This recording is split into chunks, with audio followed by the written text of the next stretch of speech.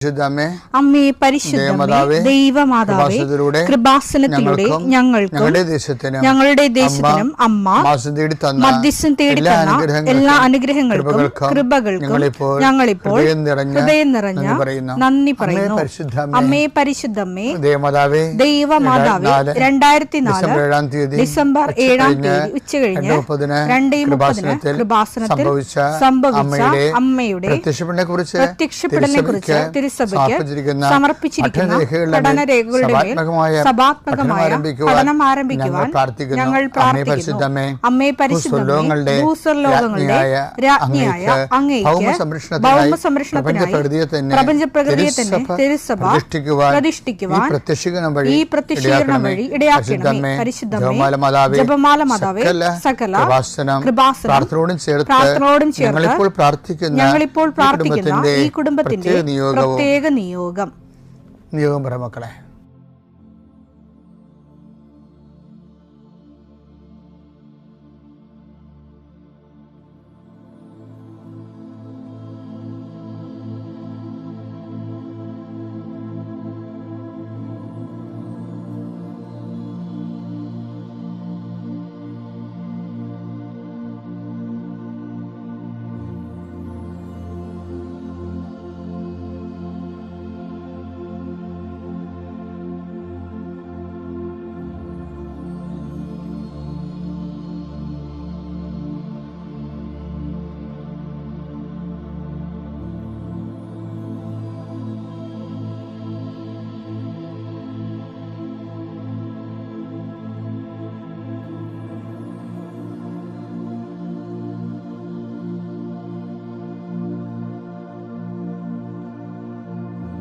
അമ്മയുടെ പ്രത്യക്ഷീകരണത്തിന്റെ ഈ അനുഗ്രഹവേളയിൽ ഞങ്ങൾക്ക് സാധിച്ചു തരുവാൻ കനിയണമേ.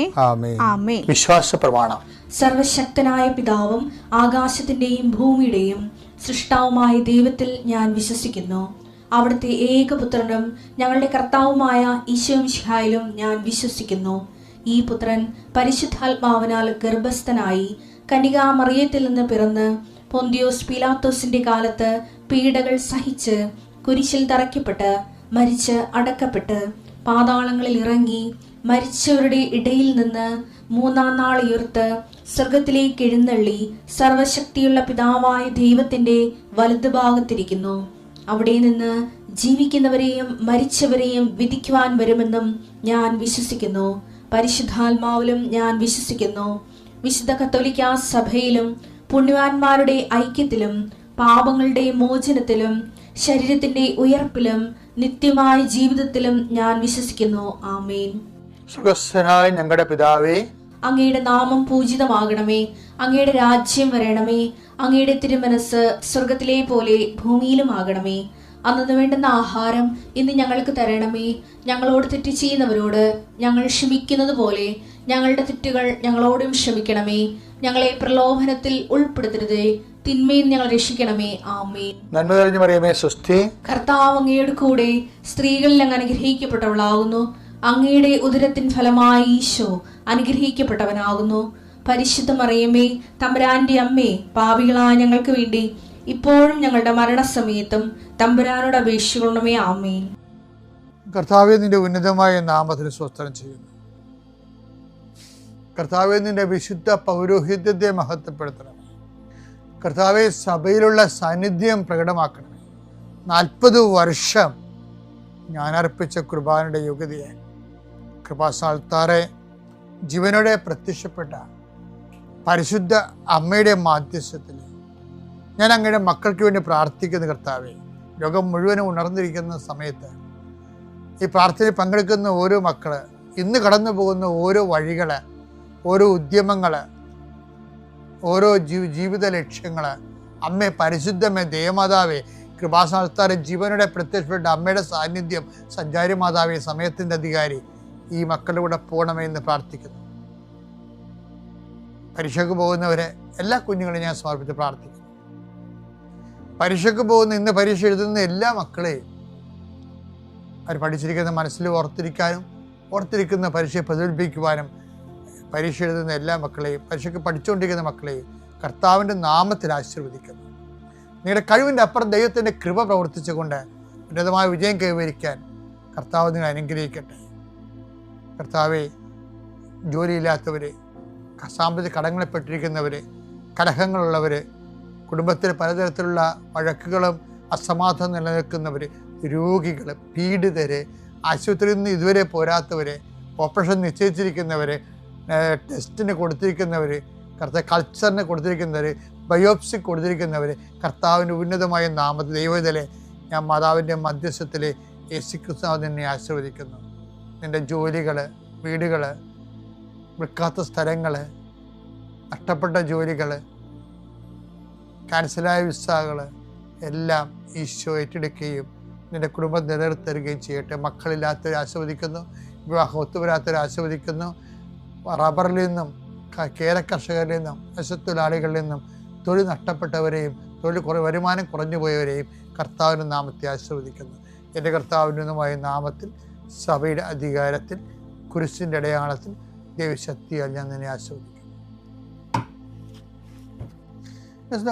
നമ്മൾ ഈ ദിവസം കാണാൻ പോകുന്നത്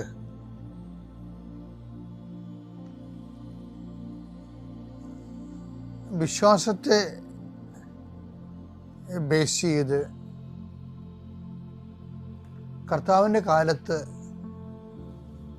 കർത്താവിനോട് ചുറ്റിപ്പറ്റി നടന്നവർ ഉയർത്തിയ കുറേ ചോദ്യങ്ങളുണ്ട്. അതിലൊരു ചോദ്യമാണ്, ഇവൻ ആരാണ്? കാറ്റും കടലും പോലും ഇവനെ അനുസരിക്കുന്നല്ലോ. മാർക്കോസിന്റെ സുവിശേഷം 4:41.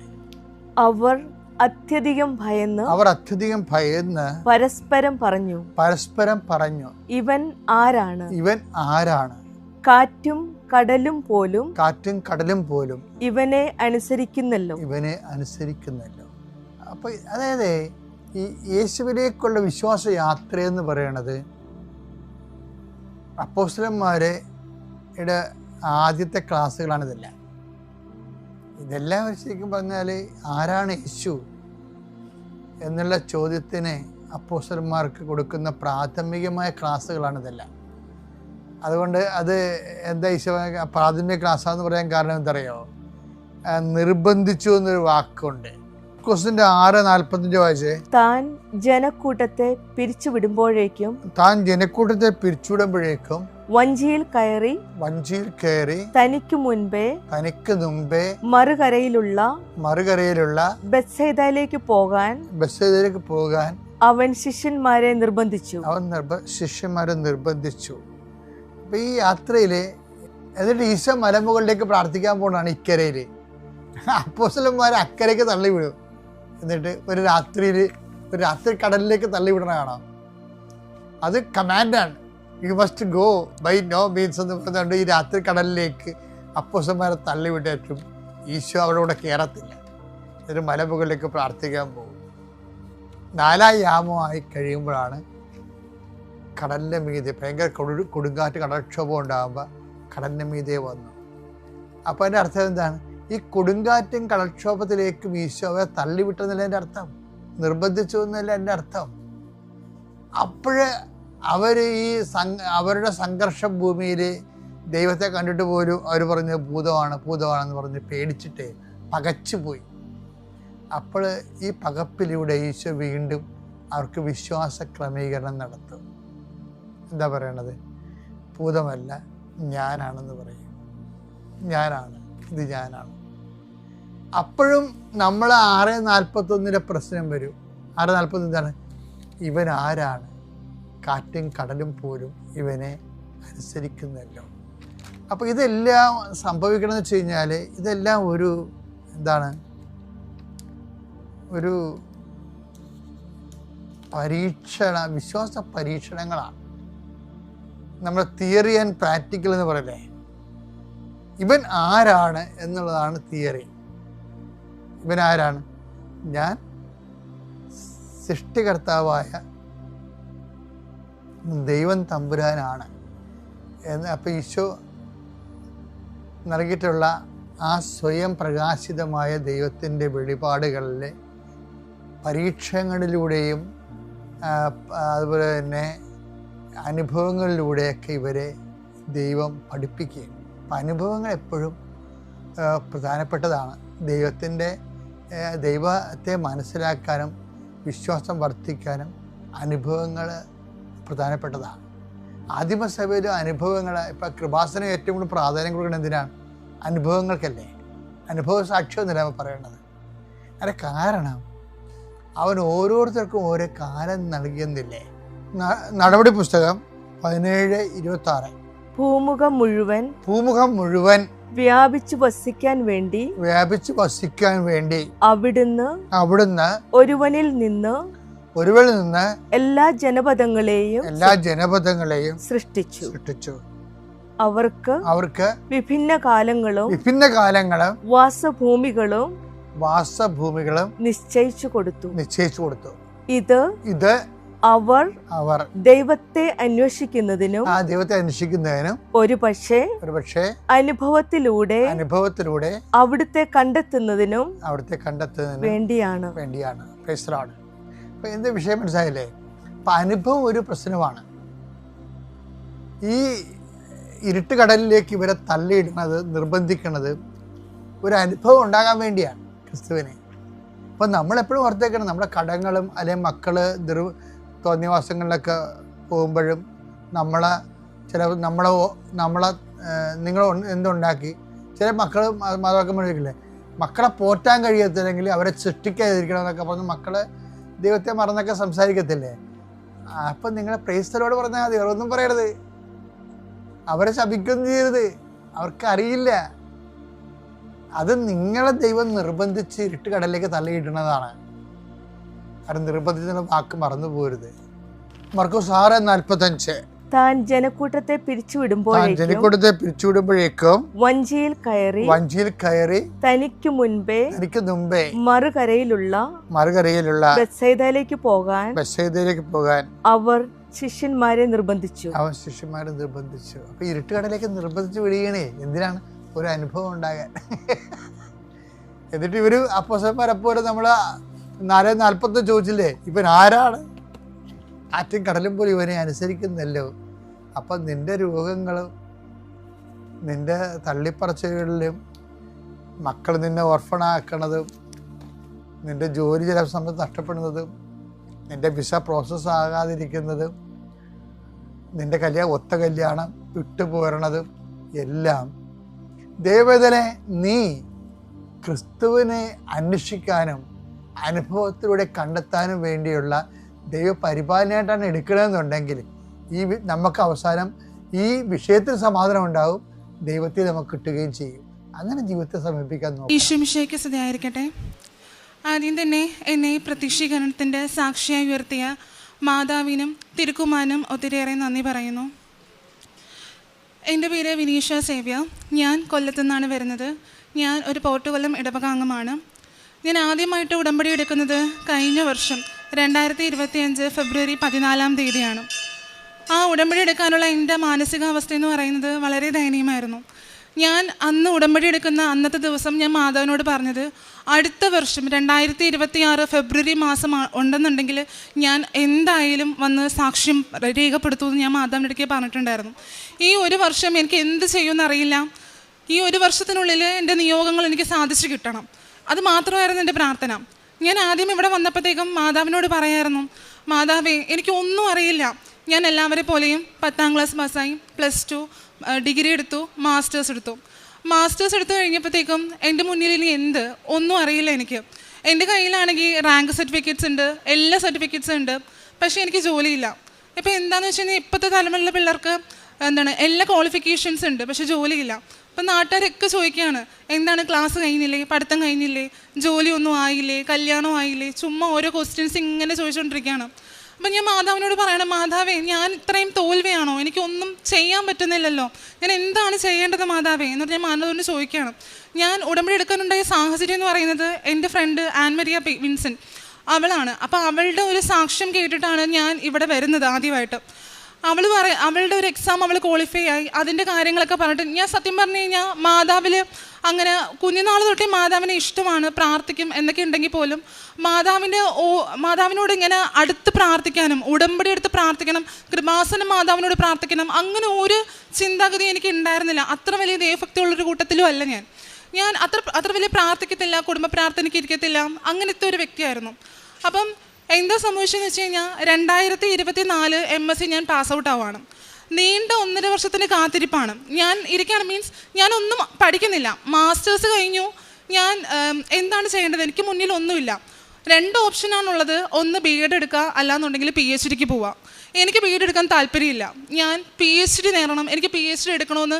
എനിക്ക് ഒരു MSc പഠിച്ചപ്പോൾ എനിക്ക് പ്രോജക്റ്റൊക്കെ ഭയങ്കര ഇൻട്രസ്റ്റഡ് ആയിട്ട് റിസർച്ച് ഓറിയൻറ്റഡ് ഫീൽഡിൽ വർക്ക് ചെയ്യാൻ എനിക്ക് ഭയങ്കര താല്പര്യമായിരുന്നു. അങ്ങനെ ഞാൻ PhD ചെയ്യണം തീരുമാനിച്ചു. 2024 ജൂലൈ മാസം മാസ്റ്റേഴ്സ് കംപ്ലീറ്റ് ചെയ്യുന്നു. ജൂലൈ 15-ാം തീയതി കംപ്ലീറ്റ് ചെയ്യുന്നു. ജൂലൈ 20-ാം തീയതി ഞാൻ CSIR നെറ്റ് കോച്ചിങ്ങിന് പോകുന്നു. ഈ PhDനെ കുറിച്ച് അറിയാവുന്നവർക്ക് അറിയായിരിക്കും, മറ്റേ exams, national levels exams qualify ചെയ്താൽ മാത്രമേ നമുക്ക് PhDക്ക് അഡ്മിഷൻ കിട്ടുള്ളൂ. അപ്പോൾ ഞാൻ എന്താ ചെയ്യുന്നത് വെച്ച് കഴിഞ്ഞാൽ കോച്ചിങ്ങിന് പോയി. തിരുവല്ലയിലായിരുന്നു കോച്ചിങ്ങിന് പോയിണ്ടായിരുന്നു. നീണ്ട 6 മാസത്തെ കോച്ചിങ്. എന്ന് വെച്ചാൽ വീട്ടിൽ ഹോം സിക്നെസ് ഉള്ളതുകൊണ്ട് തന്നെ എനിക്ക് അവിടെ കോൺസെൻട്രേഷൻ ഒട്ടും കിട്ടുന്നില്ല. ഞാൻ ഉറങ്ങുന്നില്ല. വെളുപ്പിന് 3 മണിക്കാണ് ഉറക്കം, ഫുഡൊന്നും ശരിയാവുന്നില്ല, പഠിക്കുന്നത് തലയിൽ കയറുന്നില്ല, ഭയങ്കര ബുദ്ധിമുട്ട്. ഞാൻ എഴുതുന്ന ഒരു എക്സാംസ് എനിക്ക് ക്വാളിഫൈ ചെയ്യാൻ വേണ്ടി പറ്റുന്നില്ല. ഇനി എന്തൊക്കെ പാടുപെട്ടിട്ടും എന്തൊക്കെ കഷ്ടപ്പെട്ടിരുന്ന് പഠിച്ചിട്ടും എനിക്കൊന്നും കിട്ടുന്നില്ല. എനിക്ക് എഡ്ജിൽ വരെ പോകും, പക്ഷേ ഞാൻ ക്വാളിഫൈ ചെയ്യത്തില്ല. ഞാൻ മാധവനോട് പറയണേ, എന്താ മാധവൻ എനിക്ക് മാത്രം ഇങ്ങനെ സംഭവിക്കുന്നത്, എനിക്ക് എന്താ ഒന്നും ക്വാളിഫൈ ചെയ്യാൻ പറ്റാത്ത, എനിക്കൊന്നും അറിയില്ല. അങ്ങനെ കഴിഞ്ഞ വർഷം ഫെബ്രുവരി മാസം ഒന്നും നോക്കിയില്ല, ഞാൻ നേരെ വന്ന് ഉടമ്പടി എടുത്തു. എന്ന് വെച്ചാൽ ഞാൻ യാതൊരു ഒരുക്കവും ഇല്ലായിരുന്നു. ഞാൻ കുമ്പസാരിച്ചിട്ടില്ല, എന്താണ് മെൻ്റലി ഫിസിക്കലി ഞാൻ റെഡി ആയിട്ടില്ല. എന്താണ് ഉടമ്പടി എന്ന് എനിക്ക് ഒരു ധാരണയില്ല. കൂടുതൽ ഫ്രണ്ട്സ് പറയുന്നു, അമ്മ പറയുന്നു, അച്ഛൻ പറയുന്നു, ഉടമ്പടി എടുക്ക്, ഇത് മാത്രം പറയുന്നു. അപ്പം മറ്റുള്ളവരുടെ പ്രേരണയിൽ യാതൊരു വിശ്വാസവും ഇല്ലാത്ത ഞാൻ നേരെ വന്ന് ഉടമ്പടി എടുക്കുകയാണ് ചെയ്യുന്നത്. ഉടമ്പടി എടുക്കുന്നു, വീട്ടിൽ പോന്നു. എന്നിട്ട് ഞാൻ ഇങ്ങനെ എനിക്ക് സാക്ഷ്യം പറയണമെന്ന് എനിക്ക് നല്ല നിർബന്ധം ഉണ്ടായിരുന്നു. അടുത്ത വർഷം ഫെബ്രുവരി മാസം ഞാൻ സാക്ഷ്യം പറയും എന്നുള്ളൊരു ഉറച്ച തീരുമാനത്തിലാണ് ഞാൻ ഇവിടെ നിന്ന് പോയത്. പക്ഷെ വേറെ ഒരു വിശ്വാസം എനിക്കില്ല. എനിക്ക് എൻ്റെ ഭൗതിക നേട്ടങ്ങൾ ഞാൻ എങ്ങനെയെങ്കിലും നേടിയെടുക്കണം, അത് മാത്രമായിരുന്നു എൻ്റെ നിയോഗം. അപ്പം ഞാൻ എൻ്റെ ഫസ്റ്റ് നിയോഗം വെച്ചത് വേറെ ഒന്നും വെച്ചിട്ടുണ്ടായിരുന്നില്ല. എനിക്ക് വിശ്വാസം കൂടണമെന്നോ അമ്മയോട് അടുക്കണമെന്നോ ഞാൻ ഒന്നും ആഗ്രഹിച്ചില്ല. ഞാൻ ഫസ്റ്റ് വന്നു, നിയോഗം വെച്ചു, എനിക്ക് PhD ചെയ്യണം, എനിക്ക് PhD ചെയ്തേ പറ്റത്തുള്ളൂ. ഞാൻ അത് മാത്രമാണ് ആദ്യത്തെ എൻ്റെ നിയോഗമായിട്ട് വെച്ചത്. അങ്ങനെ ഞാൻ പോയി. പിന്നെയാണ് ഞാൻ മനസ്സിലാക്കുന്നത്, ഈശോ മാതാവി ഞാൻ ചെയ്ത് തെറ്റായി പോയോ, കുറച്ചുകൂടെ ഒരുങ്ങി എടുക്കണമായിരുന്നോ, കുമ്പസരിച്ച് കുറച്ചുകൂടെ ഒരുങ്ങി എടുക്കണമായിരുന്നോ, എനിക്കിങ്ങ് ഭയങ്കര റിഗ്രറ്റായി പോയി. ഞാൻ അപ്പം മാതാവിനോട് പ്രാർത്ഥിക്കുക. പിന്നീടാണ് ഞാൻ മാതാവിനോട് പ്രാർത്ഥിക്കുന്നത്, മാതാവി എനിക്ക് വിശ്വാസം താ, എന്നെ നിന്നിലോട്ട് അടുപ്പിക്ക്, എനിക്ക് എന്തെങ്കിലും ചെയ്യാൻ പറ്റണം, എനിക്ക് പ്രാർത്ഥിക്കണം, എനിക്ക് പ്രാർത്ഥിക്കാനുള്ള ആ ഒരു മനസ്സ് നീ എനിക്ക് താ എന്ന് പറഞ്ഞ് ഞാൻ മാതാവിനോട് എന്താണ് ആദ്യത്തെ 3 മാസം, അതായത് ഫെബ്രുവരി, മാർച്ച്, ഏപ്രിൽ, ഈ ഒരു മന്ത് ഞാൻ എന്താ പറയുന്നത് വെച്ച് കഴിഞ്ഞാൽ മാതാവിനോട് അടുക്കാൻ വേണ്ടി ശ്രമിക്കുകയാണ്. പക്ഷേ മാർച്ച് മാസത്തിലാണ് ആ എക്സാം വരുന്നത്. ഞാൻ ഫെബ്രുവരിയിൽ വന്ന് ഉടമ്പടി എടുത്തു, എനിക്ക് മാർച്ച് മാസം എക്സാം കൊണ്ട് എനിക്കിത് പാസ്സാവണം, ഇത് മാത്രം ഞാൻ ഉദ്ദേശിക്കുന്നുള്ളൂ. അപ്പം മാർച്ച് മാസം എക്സാം എഴുതി, അതിനുശേഷം റിസൾട്ട് വന്നു, ഞാൻ അതിന് പാസ്സായില്ല. അപ്പോൾ എനിക്ക് ഭയങ്കര വിഷമമായി പോയി. ഞാൻ പറഞ്ഞു, മാതാവേ ഞാൻ ഉടമ്പടി എടുത്തതല്ലേ മാതാവേ എന്താ എന്നെ കൈവിട്ടത്, എനിക്ക് എക്സാം പാസ്സാവാൻ പറ്റിയില്ലല്ലോ. ഞാൻ മാതാവിനോട് പറഞ്ഞത് CSIR എന്ന് പറയുന്ന എക്സാം എനിക്ക് ക്വാളിഫൈ ചെയ്ത് തരണം എന്ന് മാത്രമാണ്. അല്ലാണ്ട് എനിക്ക് മറ്റേ ഇൻ്റർവ്യൂ ഉണ്ട്, എക്സാം പാസ്സായാൽ മാത്രം പോരാ, എക്സാം പാസ്സാവണം, ഇൻ്റർവ്യൂ പാസ്സാവണം, ഗൈഡ് സെലക്ഷൻ നടക്കണം, അതിനുശേഷം മാത്രമേ നമുക്ക് അഡ്മിഷൻ കിട്ടുള്ളൂ. ഞാൻ ആദ്യം മാതാവിനോട് ആ തുടക്കത്തിലൊരു കാര്യം മാത്രമേ ചോദിച്ചിട്ടുണ്ടായിരുന്നുള്ളൂ. അങ്ങനെ ഞാൻ ഓരോ മാസത്തിലും മാതാവിൻ്റെ സാന്നിധ്യം എനിക്ക് ഉണ്ടായി.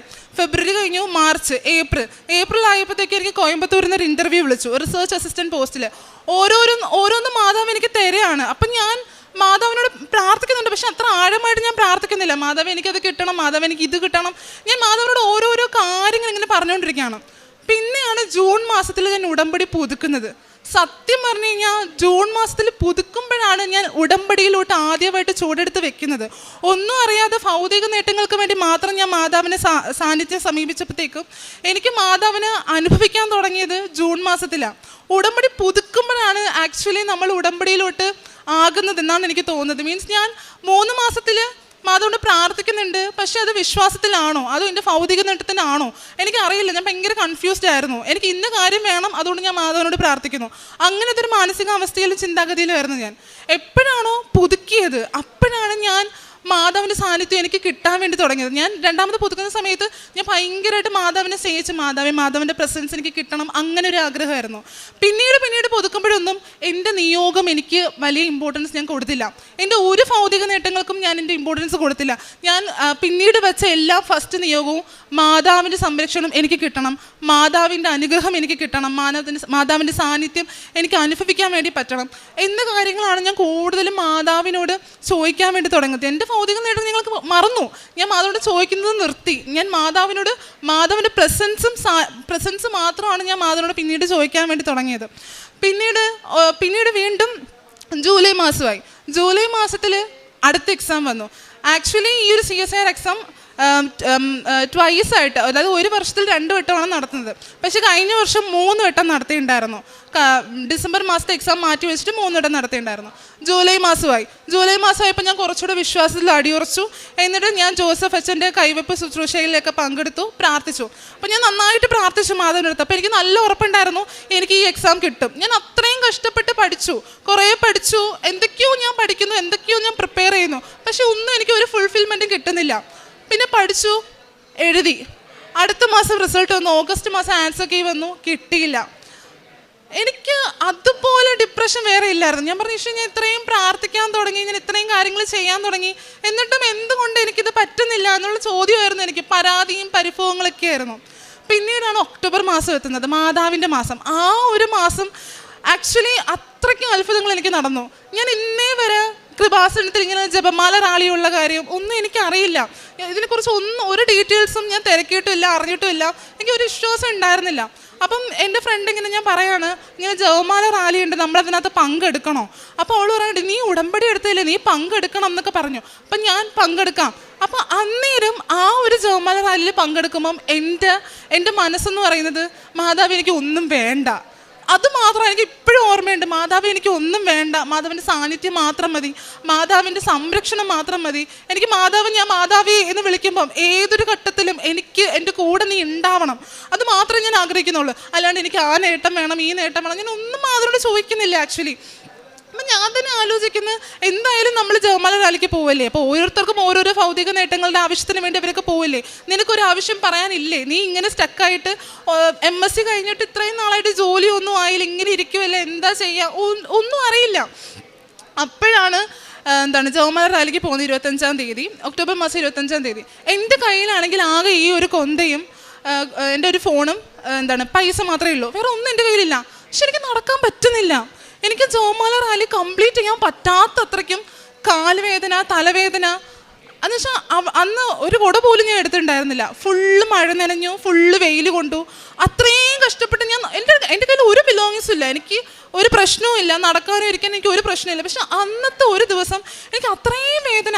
ഞാൻ എത്ര വട്ടം നോക്കുന്ന ആ അർത്തുങ്കൽ പള്ളിയിൽ ബസ്സിൽ പോകാൻ വേണ്ടിയുള്ള റൂട്ടൊക്കെ ഇങ്ങനെ കാണിക്കും. അപ്പം ഞാനിരുന്ന് ആലോചിക്കുക, മാതാവി ബസ്സിൽ കയറി പോകണോ, എന്നെക്കൊണ്ട് നടക്കാനാവുന്നില്ലല്ലോ, ആ മണ്ണിൻ്റെ ചൂടും വെപ്പും ഒക്കെ എനിക്ക് ഒന്നും പറ്റുന്നില്ല, നടക്കാൻ വേണ്ടി പറ്റുന്നില്ല. അപ്പം ഞാൻ മാതാവിനോട് പറയണേ, മാതാവ് എന്ത് പറ്റി എനിക്ക് എന്തുകൊണ്ട് നടക്കാൻ പറ്റുന്നില്ല? പക്ഷേ ഞാൻ മാതാവിൻ്റെ ജപമാല റാലിക്ക് വരാൻ ഞാൻ യോഗിയല്ലേ? ഞാൻ മാതാവിനോട് കുറേ ക്വസ്റ്റ്യൻസ് ഇങ്ങനെ ചോദിക്കുക, മാതാവ് ഇത് എപ്പോൾ തീരും എന്ന് പറഞ്ഞാൽ ഇങ്ങനെ മാതാവിനോട് ഇങ്ങനെ കരയും. ആക്ച്വലി ഞാൻ നടക്കുമ്പോൾ എനിക്ക് കരച്ചിൽ വരുക, എനിക്ക് നടക്കാൻ പറ്റുന്നില്ല. ഞാൻ മാതാവിനടുത്ത് അത്രയും പറഞ്ഞില്ല. എൻ്റെ കൂടെ ശ്രീജ ചേച്ചി ഉണ്ടായിരുന്നു. ചേച്ചി ഇവിടെ ഞാൻ ഇങ്ങനെ നടക്കും. അപ്പം ഞാൻ പറഞ്ഞു, ചേച്ചി ആ ചേച്ചിക്ക് നടക്കാൻ പറ്റുന്നില്ല. അപ്പം ഞാൻ പറഞ്ഞു, ചേച്ചി നമുക്ക് ജപമാല ഉച്ചത്തിൽ ചൊല്ലാം, നമ്മൾ പതിയല്ലേ ചൊല്ലി നടക്കുന്നത്, നമ്മൾ ഉച്ചത്തിൽ ചൊല്ലി നടന്നു കഴിഞ്ഞാൽ നല്ലതായിരിക്കും, നമുക്ക് ഉച്ചത്തിൽ പറയാം. അങ്ങനെ ഞങ്ങൾ എന്ത് ചെയ്യാന്ന് വെച്ചാൽ കൊന്ത ഉച്ചത്തിൽ നന്മ നിറഞ്ഞ മറിയമേന്ന് ഉച്ചത്തിൽ ചൊല്ലി നടക്കാൻ തുടങ്ങി. എൻ്റെ മാതാവ് എവിടെ നിന്നാണ് ആ ഒരു ബലം കിട്ടിയെന്ന് അറിയില്ല.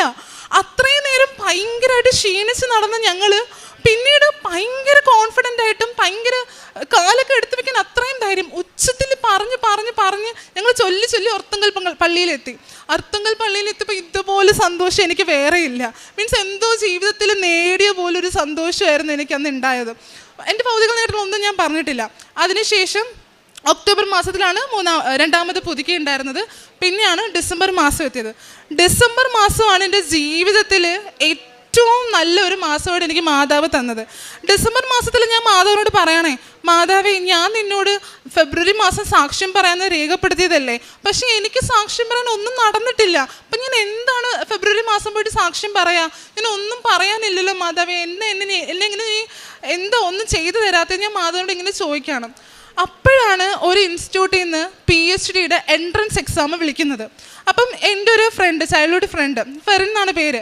അപ്പം ഞാൻ അവനോട് ഇങ്ങനെ പറയാണ്, എടാ ഞാൻ ഇത്രയും എക്സാംസ് എഴുതി, എന്ന് വെച്ചാൽ PhD എൻട്രൻസ് കയറണം എന്നുണ്ടെങ്കിൽ കുറേ എക്സാംസ് ഉണ്ട്. നാഷണൽ ലെവൽ എക്സാംസ് ആയിട്ടുള്ള CSIR, ICMR, DST, DBT, പിന്നെ UGC നെറ്റ്, അങ്ങനെ കുറേ എക്സാംസ് ഉണ്ട്. അപ്പം ഇതൊക്കെ ഞാൻ എഴുതി, ഇതൊക്കെ ഒത്തിരി പൈസയൊക്കെ ചിലവാക്കി അപ്ലൈ ചെയ്യുന്നു, ട്രാവൽ ചെയ്യുന്നു, അത്രയും പോയി എഴുതുന്നു, പക്ഷേ കിട്ടുന്നില്ല. എഡ്ജിൽ പോകുന്നുണ്ട്, പക്ഷെ എനിക്ക് പാസ്സാവാൻ പറ്റുന്നില്ല. അത്രയും പഠിച്ചിട്ട് പോയിട്ട് എനിക്ക് കിട്ടുന്നില്ല.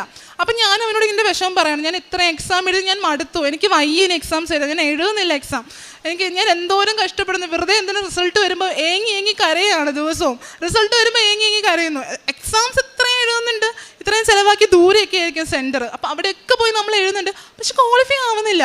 അപ്പോൾ ഒരു വർഷം, ഈ 2025 നടന്ന വർഷം ഞാൻ എത്ര എക്സാംസ് എഴുതിയെന്ന് എനിക്കറിയില്ല. അത്രയ്ക്ക് എക്സാംസ് ഞാൻ എഴുതിയിട്ടുണ്ടായിരുന്നു. അപ്പോൾ എക്സാംസ് എഴുതി ക്വാളിഫൈ ആവുന്നില്ല. പിന്നെ അപ്പോൾ ഞാൻ പഠിക്കുന്നങ്ങ് നിർത്തി. എന്തിനാ ഇത്ര കഷ്ടപ്പെട്ട് പഠിക്കുന്നത്, റിസൾട്ട് കിട്ടുന്നില്ല, നിർത്തി, എന്തെങ്കിലും ആവട്ടെ എന്നുള്ള രീതിക്ക് ഞാൻ അങ്ങ് വിട്ടു. പിന്നെ ആണെങ്കിൽ അവൻ പറഞ്ഞപ്പോൾ എനിക്കൊരു കോൺഫിഡൻ്റ് ആയി, നോക്കാം, എഴുതി നോക്കാം, എനിക്കൊരു വിശ്വാസം വന്നു, എഴുതി നോക്കാം, കിട്ടുന്നെങ്കിൽ കിട്ടട്ടെ, മാതാവിന് ഇഷ്ടം പോലെ ആവട്ടെ. അത്രയും നാൾ ഞാൻ ഭയങ്കര എനിക്കിത് കിട്ടണം, നേടണം, അങ്ങ് ഭയങ്കര വാശിയായിരുന്നു. പിന്നെ ഞാൻ മാതാവിനങ്ങ് കൊടുത്തു, മാതാവേ, നിനക്ക് ഇത് എനിക്ക് തരാൻ ആഗ്രഹമുണ്ടെങ്കിൽ നീ എനിക്ക് തന്നോ, അല്ലാന്നുണ്ടെങ്കിൽ എനിക്കിത് വേണ്ട. അങ്ങനെ തന്നെ ഞാൻ മാതാവിനോട് പറഞ്ഞ, നിനക്ക് തരാൻ താല്പര്യം ഉണ്ടെങ്കിൽ നീ തന്നാൽ മതിയെന്ന്. അങ്ങനെ ഞാൻ മാതാവിനോട് പ്രാർത്ഥിച്ചു. എന്നിട്ട് ഞാൻ എക്സാം വിശുദ്ധ വസ്തുക്കളെല്ലാം ഞാൻ ഉപയോഗിച്ചു. നമ്മളുടെ തൈലവും അതുപോലെ ഈ കാശുരൂപം എവിടെ പോയാലും എൻ്റെ കയ്യിൽ കാണും. ഈവൻ ഞാനൊരു സിനിമാ തിയേറ്ററിൽ പോയാലും എൻ്റെ കയ്യിൽ കാണും. എന്നുവെച്ചാൽ അത്രയ്ക്കും സംരക്ഷണമാണ്. അപ്പം ഞാൻ എക്സാം എഴുതാൻ വേണ്ടി പോയി. അപ്പം എനിക്ക് അഡ്മിറ്റ് കാർഡ് വന്നപ്പോഴാണ് ഞാനൊരു കാര്യം അറിയുന്നത്, ഡിസംബർ 7-ാം തീയതിയാണ് എൻ്റെ എക്സാം വന്നിരിക്കുന്നത്. അപ്പം അതുപോലെ സന്തോഷം എനിക്ക് വേറെയില്ല. മീൻസ് അന്ന് നമ്മുടെ മാതാവ് പ്രത്യക്ഷപ്പെട്ട ദിവസമാണ്. അപ്പം ഞാൻ മാതാവിനോട് പറയണേ, മാതാവ് അഡ്മിറ്റ് കാർഡിൽ ഡിസംബർ 7 ഡേറ്റ് വന്നിരിക്കുന്നത്. ഞാൻ ആദ്യം വിചാരിച്ചു, അയ്യോ എനിക്കിനി കൃപാസനത്ത് വരാൻ പറ്റത്തില്ലല്ലോ, എനിക്ക് മാതാവിനെ വന്ന് കാണാൻ പറ്റത്തില്ലല്ലോ, അങ്ങനത്തെ വിഷമമായിരുന്നു ആദ്യം. പിന്നെയാണ് മനസ്സിലാക്കുന്നത് അഡ്മിറ്റ് കാർഡിൽ മാതാവിൻ്റെ ദിവസമാണല്ലോ എനിക്ക് വന്നിരിക്കുന്നത്. അപ്പം മാതാവ് എനിക്കിത് തരാൻ വേണ്ടി ആയിരിക്കും ആ ഒരു ദിവസം എനിക്ക് തന്നിരിക്കുന്നത് ഞാൻ വിശ്വസിച്ചു. അങ്ങനെ ഞാൻ ആദ്യം മാതാവിനോട് പറഞ്ഞു, മാതാവ്, ഈ ഒരു എക്സാം ഞാൻ ക്വാളിഫൈ ആകുവാണെന്നുണ്ടെങ്കിൽ ഇൻ്റർവ്യൂക്കും ഞാൻ ക്വാളിഫൈ ആകണം, എങ്കിൽ മാത്രം എനിക്ക് ഈ ഒരു എക്സാം തന്നാൽ മതി, അല്ലാന്നുണ്ടെങ്കിൽ ചുമ്മാ എക്സാം എഴുതി തോൽക്കാനോ ജയിക്കാനോ എനിക്ക് പറ്റത്തില്ല. അങ്ങനെ ഞാൻ പറഞ്ഞു. അങ്ങനെ 7-ാം തീയതി ട്രിവാൻഡ്രത്ത് വെച്ചിട്ടായിരുന്നു എക്സാം വന്നിട്ടുണ്ടായിരുന്നത്. അങ്ങനെ ട്രിവാൻഡ്രത്ത് പോയി എക്സാം എഴുതി. ആ ഒരു ആഴ്ച തന്നെ റിസൾട്ട് വന്നു. ഞാൻ അതിനകത്ത് വിജയിച്ചു. ആദ്യമായിട്ടൊരു എക്സാം ഞാൻ വിജയിക്കുന്നു. എന്നുവെച്ചാൽ ഞാൻ പഠിച്ചിട്ടില്ല ആക്ച്വലി. മീൻസ് ഞാൻ ഒരു 6 മാസം മാത്രമേ കോച്ചിങ്ങിന് പോയിട്ടുള്ളൂ. പിന്നെ വീട്ടിൽ ഇരുന്നുള്ള പ്രിപ്പറേഷൻ ആയിരുന്നു. അതിലും ഇങ്ങനെ തോൽക്കുന്നത് കാണുമ്പോൾ കണ്ടിന്യൂസ് തോൽവി ആരെയാണെങ്കിലും ബാധിക്കുന്ന ഒരു കാര്യമാണല്ലോ. അപ്പം ഞാനങ്ങ് നിർത്തി. എന്തിനാ ഇത്രയും കിടന്ന് പഠിക്കുന്നത്, വേണ്ട, പഠിക്കണ്ട, അങ്ങനൊരു അവസ്ഥയിലായി.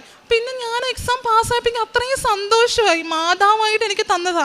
ഡിസംബർ 7 എന്ന് പറയുന്നത് മാതാവിൻ്റെ ദിവസമാണ്. മാതാവ് എനിക്ക് തന്നതാ. അപ്പം ഞാൻ അമ്മയോട് റിസൾട്ട് വന്ന് പോയി പറഞ്ഞു, അമ്മ മാതാവ് എന്നെ ജയിപ്പിച്ചു, അമ്മ നോക്ക് ഞാൻ ജയിച്ചു എന്ന് പറഞ്ഞ റിസൾട്ട് വന്നു.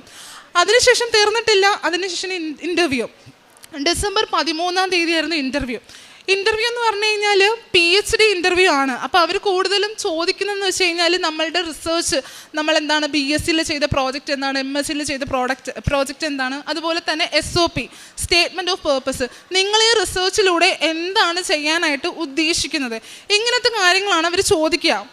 എനിക്കാണെന്നുണ്ടെങ്കിൽ MSc ഡിസർട്ടേഷനും BSc ഡിസർട്ടേഷനും നല്ല രീതിക്ക് അറിയാം. എന്നുവെച്ചാൽ ഞാൻ ചെയ്ത കാര്യങ്ങളാണ്. അത് പറയാൻ എനിക്ക് വലിയ ബുദ്ധിമുട്ടൊന്നുമില്ല. ഞാൻ നല്ല രീതിക്ക് പഠിച്ചു. ഞാൻ ചെയ്ത ഇൻറ്റേൺഷിപ്പ് ആണെങ്കിലും എനിക്കറിയാവുന്ന കാര്യമാണ്. അപ്പം ഞാൻ മാതാവിനോട് പറയാണ്, മാതാവേ, SOP, സ്റ്റേറ്റ്മെൻറ്റ് ഓഫ് പേർപ്പസ് എനിക്കറിയത്തില്ല, അത് എന്താ ചെയ്യാൻ പോകുന്നതെന്ന് ഫർദറായിട്ട് എനിക്കറിയില്ല. ആ കാര്യം എനിക്ക് പറയാനും അറിയത്തില്ല. മാതാവേ, അത് എൻ്റെ അടുത്ത് ആരും ചോദിക്കരുത്. അവരത് ചോദിച്ചു കഴിഞ്ഞാൽ പറയാൻ എനിക്കറിയത്തില്ല. അപ്പം ഞാൻ എന്ത് പറയും, എനിക്ക് അറിയത്തില്ല. അപ്പം എൻ്റെ അറിയാവുന്ന കാര്യങ്ങൾ മാത്രമേ ചോദിക്കാവുള്ളൂ. ഞാൻ മാതാവിനോട് അത്രയും, എന്നുവെച്ചാൽ തലേന്ന് ഞാനിരുന്ന് കരയുക. എനിക്കെന്ന് പറയുന്നത് ഇൻ്റർവ്യൂ വന്നിരിക്കുന്നത് ചെന്നൈയിലാണ്. ചെന്നൈയിലാണ് ഇൻ്റർവ്യൂ വന്നിരിക്കുക. അപ്പോൾ എനിക്ക് ഇവിടെ നിന്ന് ഇത്രയും ട്രാവൽ ചെയ്ത് അവിടെ എനിക്ക് പോകണം. അവിടെ പോയി എന്നെ നാണം കെടുത്ത് എന്നെ തിരിച്ച് വരാൻ വേണ്ടി നീ അനുവദിക്കരുത് എന്ന് ഞാൻ മാതാവിനോട് പ്രാർത്ഥിച്ചിട്ട് അങ്ങോട്ട് പോവാണ്. അങ്ങോട്ട് പോയപ്പം ആ ഇൻ്റർവ്യൂക്ക് ഞാൻ ഇതുപോലെ എന്നുവെച്ചാൽ അത്രയ്ക്കും ഒരു മാതാവിൻ്റെ സാന്നിധ്യം എനിക്ക് കിട്ടുകയുണ്ടായി. മീൻസ് ഞാൻ ഈ കൊന്ത അകത്ത് കൊണ്ടുപോയി, പിന്നെ നെറ്റിയിൽ വിശുദ്ധ തൈലം പുരട്ടി, പിന്നെ ഉപ്പൊക്കെ വിതറിയിട്ടാണ് ഞാൻ അകത്തോട്ട് പോകുന്നത്. ഞാൻ അവിടെ പ്രതീക്ഷിച്ചത് ഒരു 2 മാം ഉണ്ടാവണം എന്ന് ഞാൻ ഇന്ന് പ്രതീക്ഷിച്ചു. അപ്പോൾ എൻ്റെ ഒരു ഭാഗ്യത്തിന് 2 മാമും 2 സാറും ഉണ്ടായിരുന്നത്. അപ്പം അവർ ഇങ്ങനെ ഇൻട്രൊഡക്ഷൻ ചോദിക്കാൻ തുടങ്ങിയപ്പോൾ തന്നെ എനിക്കങ്ങ് ഭയങ്കര, സത്യം പറഞ്ഞു കഴിഞ്ഞാൽ ഞാൻ ഭയങ്കര പേടിക്കുന്ന ഒരു കൂട്ടത്തിലാണ്. ടെൻഷൻ എന്ന് വെച്ചാൽ അമ്മാതിരി ടെൻഷനാണ് എനിക്ക്.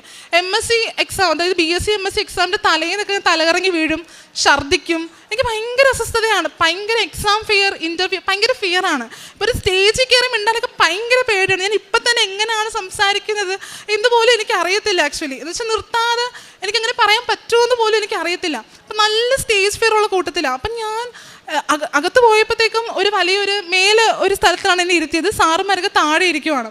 എന്നിട്ട് അവർ എന്നോട് ക്വസ്റ്റ്യൻസ് ഇങ്ങനെ ചോദിക്കാൻ തുടങ്ങി. എനിക്കാണെങ്കിൽ എന്താ പറയണ്ടേ, പക്ഷെ ഞാൻ അന്ന് ആ ഒരു ഇൻ്റർവ്യൂ പെർഫോം ചെയ്തത് എങ്ങനെയാണെന്ന് എനിക്ക് ഇപ്പം ആലോചിക്കുമ്പോൾ പോലും എനിക്ക് അറിയത്തില്ല. പക്ഷെ അത്രയും കോൺഫിഡൻസിൽ എൻ്റെ ഇൻട്രൊഡക്ടറി പാട്ട് തന്നെ ഞാൻ അത്ര മനോഹരമായിട്ടാണ് പറഞ്ഞത്. എനിക്ക് ഇപ്പോഴും അറിയാം. പക്ഷെ ഞാനിങ്ങനെ ഭയങ്കര ഡീറ്റെയിൽ ആയിട്ട് എൻ്റെ ഇൻട്രൊഡക്ഷൻ അത്ര അടിപൊളിയായിട്ട് പറയുന്നു. പിന്നെ ഞാൻ എന്താണോ അവർ ചോദിക്കാൻ, എന്നുവെച്ചാൽ എനിക്ക് പറയാൻ പറ്റുന്ന ക്വസ്റ്റ്യൻസ് മാത്രമേ ഇവരെന്നോട് ചോദിക്കുന്നുള്ളൂ, അല്ലാണ്ട് വേറെ ഒന്നും അവരെന്നോട് ചോദിക്കുന്നില്ല. എൻ്റെ MScയും BScയും പ്രോജക്റ്റിൻ്റെ കാര്യങ്ങളൊക്കെ ചോദിക്കുന്നത് ഞാൻ വളരെ കോൺഫിഡൻ്റ് ആയിട്ട് ഞാൻ നല്ല നിർത്തി അവർ ചോദിക്കുന്നതിനൊക്കെ ഭയങ്കര അടിപൊളിയായിട്ട് ഞാൻ ഉത്തരം പറയുക. എനിക്കെന്നെ തോന്നുക ഞാൻ നല്ല രീതിക്ക് പറയുന്നുണ്ടല്ലോ എന്നുള്ള രീതിക്ക്. പക്ഷെ പിന്നെ ഞാൻ എന്താണോ ചോദിക്കരുതെന്ന് വിചാരിച്ചത് ആ ചോദ്യം എന്നോട് ചോദിച്ചിട്ടുണ്ടായിരുന്നില്ല. ഒറ്റ ആളും എന്നോടത് ചോദിച്ചിട്ടുണ്ടായിരുന്നില്ല. പിന്നെ ഞാൻ പുറത്തിറങ്ങിയിട്ട് പിള്ളേരുടെ അടുത്തൊക്കെ തിരക്കി നിങ്ങളുടെ അടുത്തൊക്കെ എന്താ ചോദിച്ചെന്നുള്ളത്. അവരുടെ അടുത്തൊക്കെ കംപ്ലീറ്റ് SOP മാത്രമേ ചോദിച്ചിട്ടുണ്ടായിരുന്നുള്ളൂ. എനിക്കത് ഒറ്റ വാക്ക് പോലും ചോദിച്ചില്ല. എൻ്റെ ബാക്കി എനിക്ക് അറിയാവുന്ന കാര്യങ്ങൾ അത് മാത്രമേ ചോദിച്ചിട്ടുണ്ടായിരുന്നുള്ളൂ. അതിൽ നിന്ന് മാത്രമേ ക്വസ്റ്റ്യൻസ് ഉണ്ടായിരുന്നുള്ളൂ. ഞാൻ ഇൻ്റർവ്യൂ കഴിഞ്ഞ് ഇറങ്ങിയപ്പോഴത്തേക്കും എനിക്ക് തന്നെ നല്ല കോൺഫിഡൻറ്റ്. മാതാവ് ഇത്രയ്ക്കും എനിക്ക് പറയാൻ പറ്റുമായിരുന്നോ? മാതാവിൻ്റെ സാന്നിധ്യത്തിൽ അറിയുന്ന കാര്യങ്ങൾ മാത്രം ഇത്ര വ്യക്തമായിട്ട് എനിക്ക് പറയാൻ പറ്റി. അറിയാത്ത കാര്യങ്ങൾ ഒരെണ്ണം എന്നോട് ചോദിച്ചുമില്ല. അത്രയ്ക്കും സന്തോഷമായിട്ടാണ് ഞാൻ അവിടെ നിന്ന് ഇറങ്ങിയത്. പിന്നെ എനിക്കറിയത്തില്ല, മീൻസ് കുറേ പേര് അപ്ലൈ ചെയ്യുന്നതാണ്. അപ്പം നമ്മൾ എത്ര നല്ല രീതിക്ക് പെർഫോം ചെയ്ത് കഴിഞ്ഞാലും സീറ്റിൻ്റെ അവൈലബിലിറ്റി അനുസരിച്ച് നമുക്ക് അവർ അഡ്മിഷൻ തരുള്ളൂ. അപ്പം ഞാൻ പുറത്തിറങ്ങി ഞാൻ മാതാവിനോട് പ്രാർത്ഥിക്കുകയാണ്. മാതാവ് ഇത്രയും ദൂരം വന്നു, എല്ലാം അറ്റൻഡ് ചെയ്തു, ഇനി എങ്ങനെയെങ്കിലും പാസ്സാക്കി തരണേ എന്നൊക്കെ പ്രാർത്ഥിക്കുകയാണ്. അതിനുശേഷം ഡിസംബർ 19 ഇതൊക്കെ നടക്കുന്നത് നമ്മളുടെ ക്രിസ്മസിൻ്റെ ആ ഒരു സമയത്താണ്. അപ്പോഴത്തേക്കും റിസൾട്ട് വന്നപ്പോഴത്തേക്കും ഞാൻ നോക്കുകയാണ്, യു ആർ ക്വാളിഫൈഡ് എന്ന് പറഞ്ഞു. എനിക്ക് അതുപോലെ സന്തോഷമില്ല. ഞാൻ അമ്മയുടെ അടുത്ത് ഓടിപ്പോയി പറയാം, അമ്മ ഞാൻ ഇൻ്റർവ്യൂ പാസ്സായി. സോ ഇത്രയും അടുപ്പിച്ച് ഇത്രയും പരാജയങ്ങൾ കണ്ടിട്ടേ നമുക്ക് പെട്ടെന്ന് ഒരു ജയത്തിലോട്ട് വരുമ്പോൾ നമുക്ക് അത്രയും സന്തോഷം ഉണ്ടാവത്തില്ലേ. അപ്പം ഞാൻ ഭയങ്കര സന്തോഷമായിട്ട് എല്ലായിടത്തും പറയുക. അപ്പം തന്നെ ഡിസംബർ 20 തന്നെ കൃപാസനത്ത് വന്ന് മാധവനോട് നന്ദി പറഞ്ഞു. തീർന്നിട്ടില്ല, അതിനുശേഷം ഇനി ഗൈഡ് സെലക്ഷൻ ഉണ്ട്. അപ്പോൾ റിസർച്ച് ആകുമ്പോഴത്തേക്ക് നമുക്കറിയാം ഒരു ഗൈഡ് എന്ന് പറയുന്നത് ആ ഒരു റിസർച്ചിൽ എത്രമാത്രം ഇമ്പോർട്ടൻസ് ഉണ്ടെന്ന് അറിയാം. മീൻസ് ഗൈഡ് എന്ന് പറയുന്ന ഒരാൾ നല്ലതുപോലെ നമുക്ക് കിട്ടിയാൽ മാത്രമേ ബാക്കിയുള്ള കാര്യങ്ങളൊക്കെ നമുക്ക് ചെയ്യാൻ വേണ്ടി പറ്റത്തുള്ളൂ. ഇതൊരു 3-4 വർഷത്തിൻ്റെ ഒരു കഠിനാധ്വാനമാണ് ആക്ച്വലി. അപ്പം ഞാൻ മാധവനോട് പ്രാർത്ഥിക്കുന്നത്, മാധവിക്ക് നല്ലൊരു ഗൈഡിനെ കിട്ടണേ. എക്സാം പാസ്സായി, ഇൻ്റർവ്യൂ പാസ്സായി, ഗൈഡ് സെലക്ട് ഇല്ലാന്നുണ്ടെങ്കിൽ നമ്മൾ ക്വാളിഫൈ ആവത്തില്ല. ആ ഒരു ഗൈഡ് നമ്മൾ സെലക്ട് ചെയ്യണം, എങ്കിൽ മാത്രമേ നമുക്കവിടെ PhD ചെയ്യാൻ വേണ്ടിയിട്ട് പറ്റത്തുള്ളൂ. അപ്പം ഞാൻ പ്രാർത്ഥിക്കുകയാണ്, മാതാവേ നല്ലൊരു ഗൈഡിനെ കിട്ടണേന്ന്. ഡിസംബർ 30 നമുക്ക് ഗൈഡിനെ കിട്ടേണ്ട ലാസ്റ്റ് ഡേറ്റ്. അതുവരെ എനിക്ക് ഗൈഡ് സെറ്റായിട്ടില്ല. ഞാൻ ഓരോരുത്തരെ വിളിക്കുമ്പോഴും അവർ വേക്കൻസി തീർന്നു, ഞങ്ങൾക്ക് എടുക്കാൻ പറ്റത്തില്ല എന്നൊക്കെയാണ് അവർ പറയുന്നത്. അപ്പം ഞാൻ പേടിച്ചു, മാധവ ഇത്രയും കടമ്പകൾ കടന്നു വന്നിട്ട് ഗൈഡ് സെലക്ട് ആവാത്ത രീതിയിൽ എനിക്ക് അഡ്മിഷൻ പോയി കഴിഞ്ഞാൽ എന്ത് ചെയ്യും, ഞാൻ ഒന്നും അറിയത്തില്ല. അപ്പം ഞാൻ മാതാവിനോട് ഇരുന്ന് പ്രാർത്ഥിക്കുകയാണ്. 30 ഞാൻ പറഞ്ഞു, ഇന്ന് ഗൈഡ് കിട്ടിയില്ല എന്നുണ്ടെങ്കിൽ എനിക്കിനി കിട്ടത്തില്ല, എനിക്കൊന്നും ചെയ്യാൻ വേണ്ടി പറ്റത്തില്ല, എനിക്ക് മൊത്തത്തിൽ തീർന്നു, എനിക്ക് ഇത്രയും പ്രാർത്ഥിച്ചിട്ട് കാര്യമില്ല. അങ്ങനെ എന്ത് ചെയ്തു, 30 നമുക്ക് ഇൻ്റർവ്യൂ നടന്നു.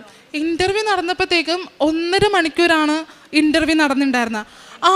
ആ ഒരു ഇൻ്റർവ്യൂ എന്ന് പറയുന്നത് സാറ് അത്രയ്ക്കും എനിക്ക് കിട്ടാവുന്നതിൽ വെച്ചിൽ ഏറ്റവും നല്ലൊരു ഗൈഡാണ് കിട്ടിയത്. എന്ന് വെച്ചാൽ നേരത്തെ ഗൈഡ് കിട്ടിയിട്ടുണ്ടായിരുന്നുണ്ടെങ്കിൽ നമുക്ക് ഇത്രയൊന്നും ചെയ്യാൻ പറ്റത്തില്ലായിരുന്നു. പക്ഷേ ഈ ഒരു സാറ് എന്നെ സെലക്ട് ചെയ്തു. എന്ന് വെച്ചാൽ അത്രയും സന്തോഷമായിരുന്നു. അതിനുശേഷം ജനുവരി 5 എനിക്കവിടെ അഡ്മിഷൻ കിട്ടി.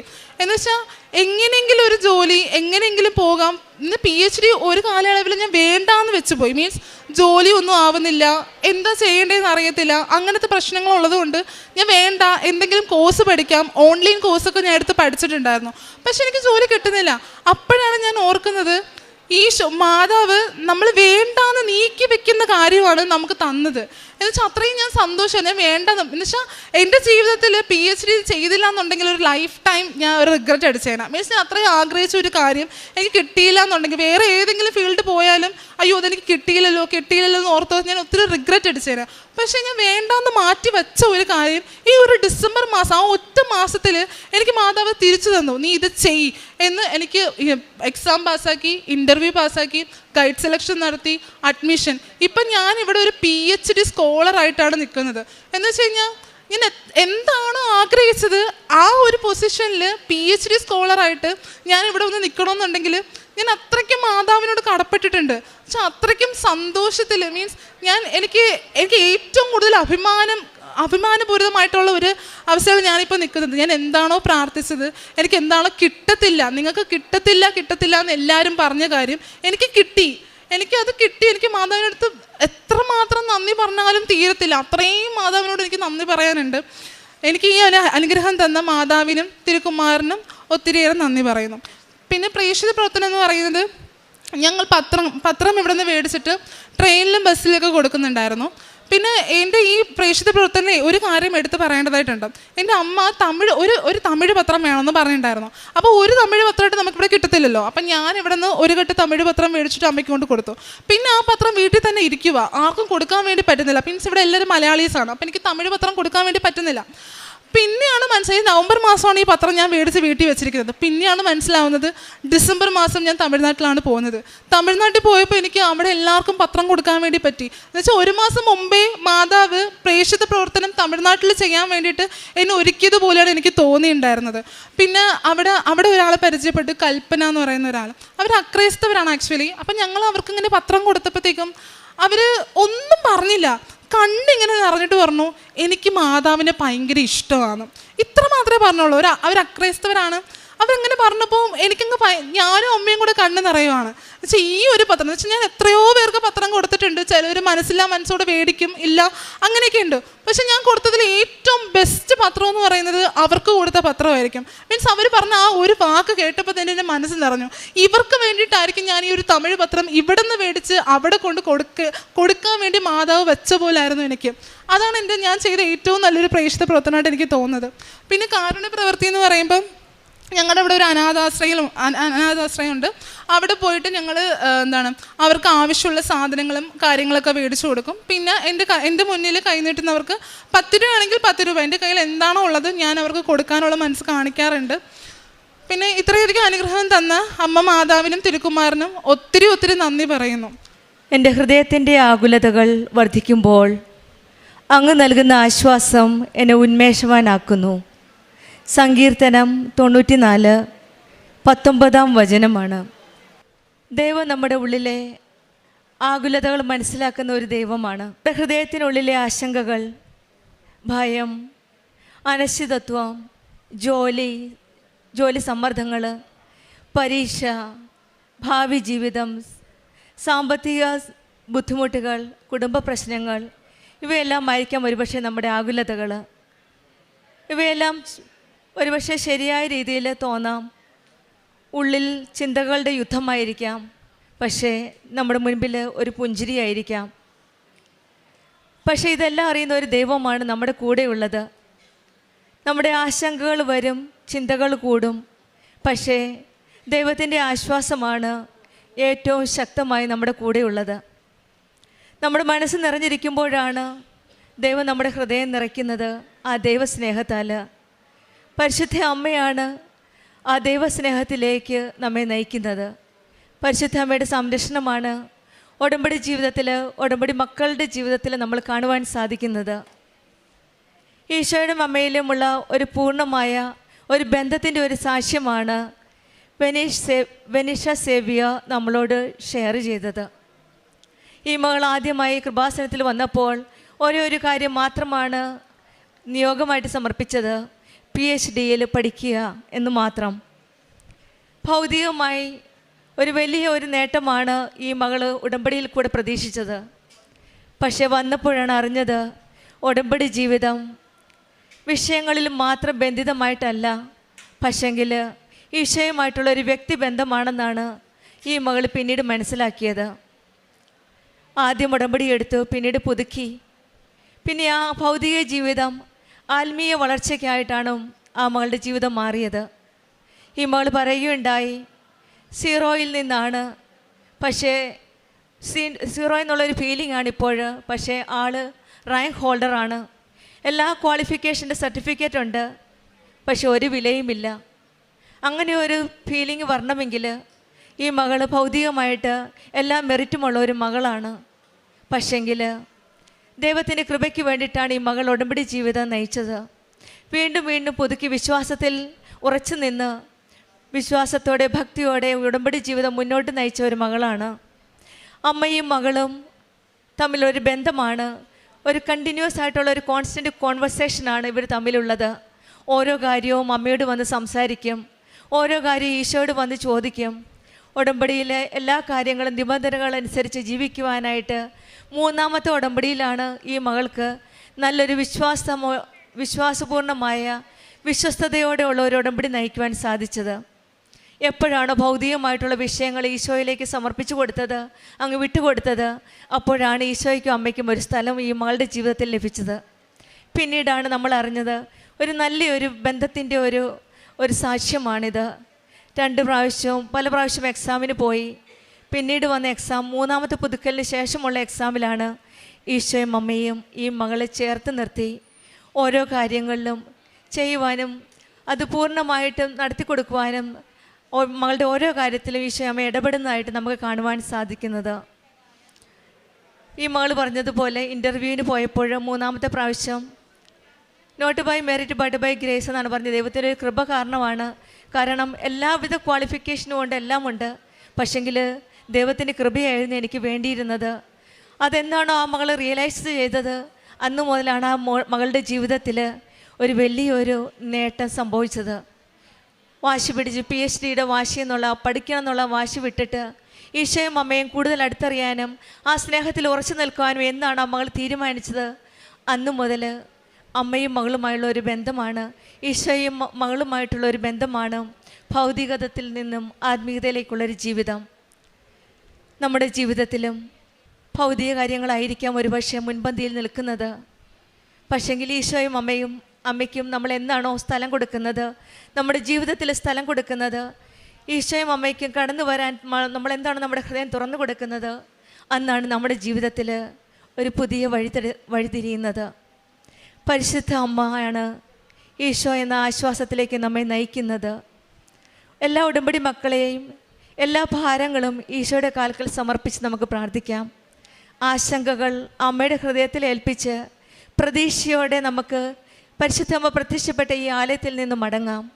ദൈവത്തിൻ്റെ ആശ്വാസം നമ്മുടെ ആത്മാവിനെ ആനന്ദിപ്പിക്കുന്നു എന്നും വിഷയബന്ധിതമായ ബന്ധത്തിൽ നിന്ന് വ്യക്തിപരമായ ഒരു ബന്ധത്തിലേക്ക് നമ്മളെല്ലാവരെയും ഈശോയും അമ്മയും കൈപിടിച്ച് നയിക്കട്ടെ എന്ന് പ്രാർത്ഥിച്ചുകൊണ്ടും ബെനീഷ സേവന് കുടുംബത്തിന് ലഭിച്ച ഈ പ്രത്യേക അനുഗ്രഹത്തിനും ഈശോയ്ക്കും അമ്മയ്ക്കും നന്ദി പറഞ്ഞുകൊണ്ട് നമുക്ക് കരങ്ങളടിച്ച് ദൈവത്തെ മഹത്വപ്പെടുത്താം.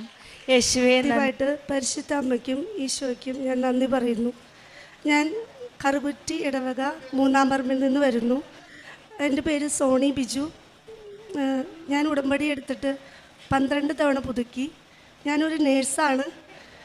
ഞാനിവിടെ ഉടമ്പടി എടുക്കാൻ കൃപാസനത്തിൽ വരാൻ സാഹചര്യം, ഉടമ്പടി എടുക്കുന്നതിൻ്റെ തലേദിവസം എനിക്ക് OET എക്സാം എഴുതാൻ ഒരു ഡേറ്റ് എടുക്കാനായിട്ടും ഒരു ഡിസിഷൻ എടുക്കാനായിട്ട് എനിക്കൊരു ഭയങ്കര ഒരു ടെൻഷനായിരുന്നു. അപ്പോൾ തലേദിവസം എന്നോട് കുർബാനയ്ക്ക് ചെന്നപ്പോൾ കപ്പ്യാർ പറഞ്ഞു, നീ പോയി ഉടമ്പടി എടുക്കുന്നു.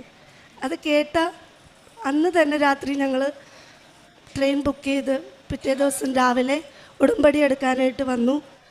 ഞാൻ ഉടമ്പടി എടുത്തത് ജൂലൈ 16, 2022 ഞാൻ പിന്നെ എക്സാം എഴുതിയത് സെപ്റ്റംബർ 24. എല്ലാവരെയും പോലെ ഞാനും വിചാരിച്ചു ഉടമ്പടി എടുത്ത് ഞാൻ പാസ്സാവും, ഇപ്പം തന്നെ ഒക്ടോബറിൽ ഞാൻ വന്ന് സാക്ഷ്യം പറയും എന്നൊക്കെ ഞാൻ വിചാരിച്ചു. പക്ഷേ ഞാൻ ഫെയിലായി.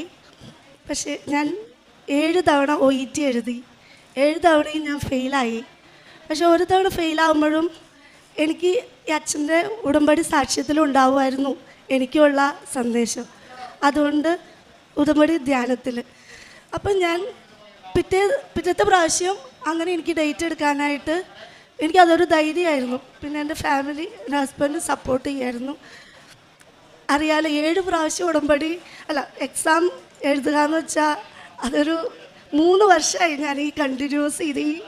അപ്പോൾ പള്ളിയിലെല്ലാവരും ചോദിച്ചു എന്തായി ആയില്ലേന്ന്. അപ്പോഴും മോളെ ശരിയാവും കേട്ടോ. അപ്പോൾ ഞാനും ശരിയാവും, മോള് കൃപാസനത്തിൽ പോകണില്ലേ, അപ്പോൾ ഞാൻ ഉടമ്പടി എടുത്തതാണ്, ശരിയാവും. 8ാമത്തെ പ്രാവശ്യം ഞാൻ ഉടമ്പടി എക്സാം എഴുതാൻ വന്നു. അന്ന് സാമ്പത്തികപരമായിട്ട് നല്ല ബുദ്ധിമുട്ടുണ്ട്, മാല പണയം വെച്ചു. അവസാനത്തെ എക്സാമാണെന്ന് മാതാവിനോട് പറഞ്ഞു, ഇനി പറ്റില്ല, കാരണം ഇനി മുന്നോട്ട് 8 പ്രാവശ്യമായി.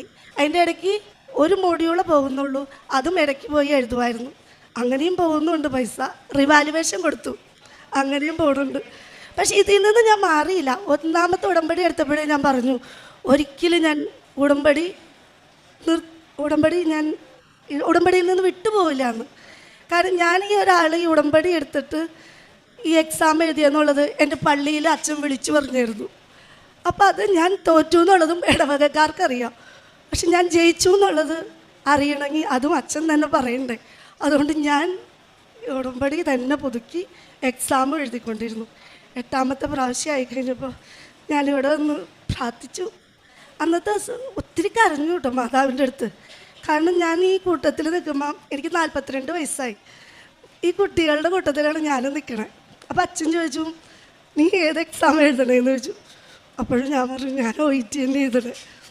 അപ്പോൾ അച്ഛൻ ഏതാണ്? അപ്പോൾ ഞാൻ ഒന്നും കിട്ടിയില്ല അച്ഛ. അങ്ങനെ അല്ലാണ്ട് എനിക്ക് ഏറ്റവും കൂടുതൽ അച്ഛനെ കണ്ടിട്ടുള്ള ആളെന്ന് കൂട്ടത്തിൽ ഒരാളായിരിക്കും ഞാനും. അത്രയ്ക്ക് അച്ഛൻ എന്നെ ബ്ലെസ് ചെയ്ത് വിട്ടു. അന്ന് അച്ഛൻ എന്നോട് താടിക്ക് തട്ടിയിട്ട് സാരില്ല, ആ ഒരു ധൈര്യവും. പിന്നെ ഞാൻ ഉടമ്പടി തൈലം, കാശുരൂപം, ഉപ്പ് അതെൻ്റെ പൗച്ചിലുണ്ടായിരുന്നു. കാശുരൂപം മുറുകെ പിടിച്ചു. ഓരോ എക്സാമിന് ചെന്നപ്പോൾ ചുറ്റും ഉപ്പ് വിതറി ഈ സംരക്ഷണം ചോദിച്ച് ഞാൻ പറഞ്ഞു, ഇനിയില്ല, ഇനിയും ഞാൻ തോറ്റ മറ്റുള്ളവരുടെ മുമ്പിലും ഞാൻ കൃപാസനത്തിൽ പോണ ആളാണെന്ന് എല്ലാവർക്കും അറിയാം. ആർക്കും അതൊരു മോശക്കേടാവരുത് പോകുന്നവർ, ആ ഒരു ഇത് എനിക്കുണ്ടായിരുന്നു. അപ്പം ഞാൻ ആ ഒരു ഇതിൽ തന്നെ ഞാൻ ജയിക്കും. ഞാനിങ്ങനെ പോയിക്കൊണ്ടിരിക്കുകയാണെങ്കിൽ ആർക്കും കുഴപ്പമില്ല, ഞാൻ ജയിക്കും. അന്ന് എൻ്റെ എക്സാം സ്പീക്കിങ്ങിന് ചെന്നപ്പോൾ എനിക്ക് കിട്ടിയ ഒരു ലേഡി, എല്ലാവരും മാതാവിൻ്റെ കാശുരൂപം എടുത്ത് ആ ലേഡി എന്നെ കാണിച്ചു തന്നേ. അതായത് നമ്മൾ എക്സാം എഴുതുന്നവർക്ക് അതൊരു ധൈര്യമാണ്. എന്നോട് എൻ്റെ എക്സാം പാസ്സായി, എനിക്ക് അയർലൻഡ് സ്കോർ കിട്ടി. ആ എക്സാമിനാണ് എനിക്ക് അയർലൻഡ് സ്കോർ കിട്ടി. മെയ് മാസം 15-ാം തീയതി. അന്ന് ആ സാറ്റർഡേ തന്നെ ഞാനിവിടെ സാക്ഷ്യം പറയാൻ വന്നു. അപ്പോൾ സിസ്റ്റർ പറഞ്ഞു, മോളെ നീ ഇപ്പം സാക്ഷ്യം പറയണ്ട, നിൻ്റെ വിസ വന്നിട്ട് നീ സാക്ഷ്യം പറഞ്ഞാൽ മതിയെന്ന്. അപ്പോൾ ഞാൻ ഈ സമയത്ത് എനിക്ക് സാക്ഷ്യം പറയണം, വിസയൊക്കെ പെട്ടെന്ന് വരുമോയെന്നുള്ളൊരു ഇത് എനിക്ക് ഇവിടെ നിന്നപ്പോൾ ഉണ്ടായിരുന്നു. സമയം ഒത്തിരി വൈകിയെങ്കിലും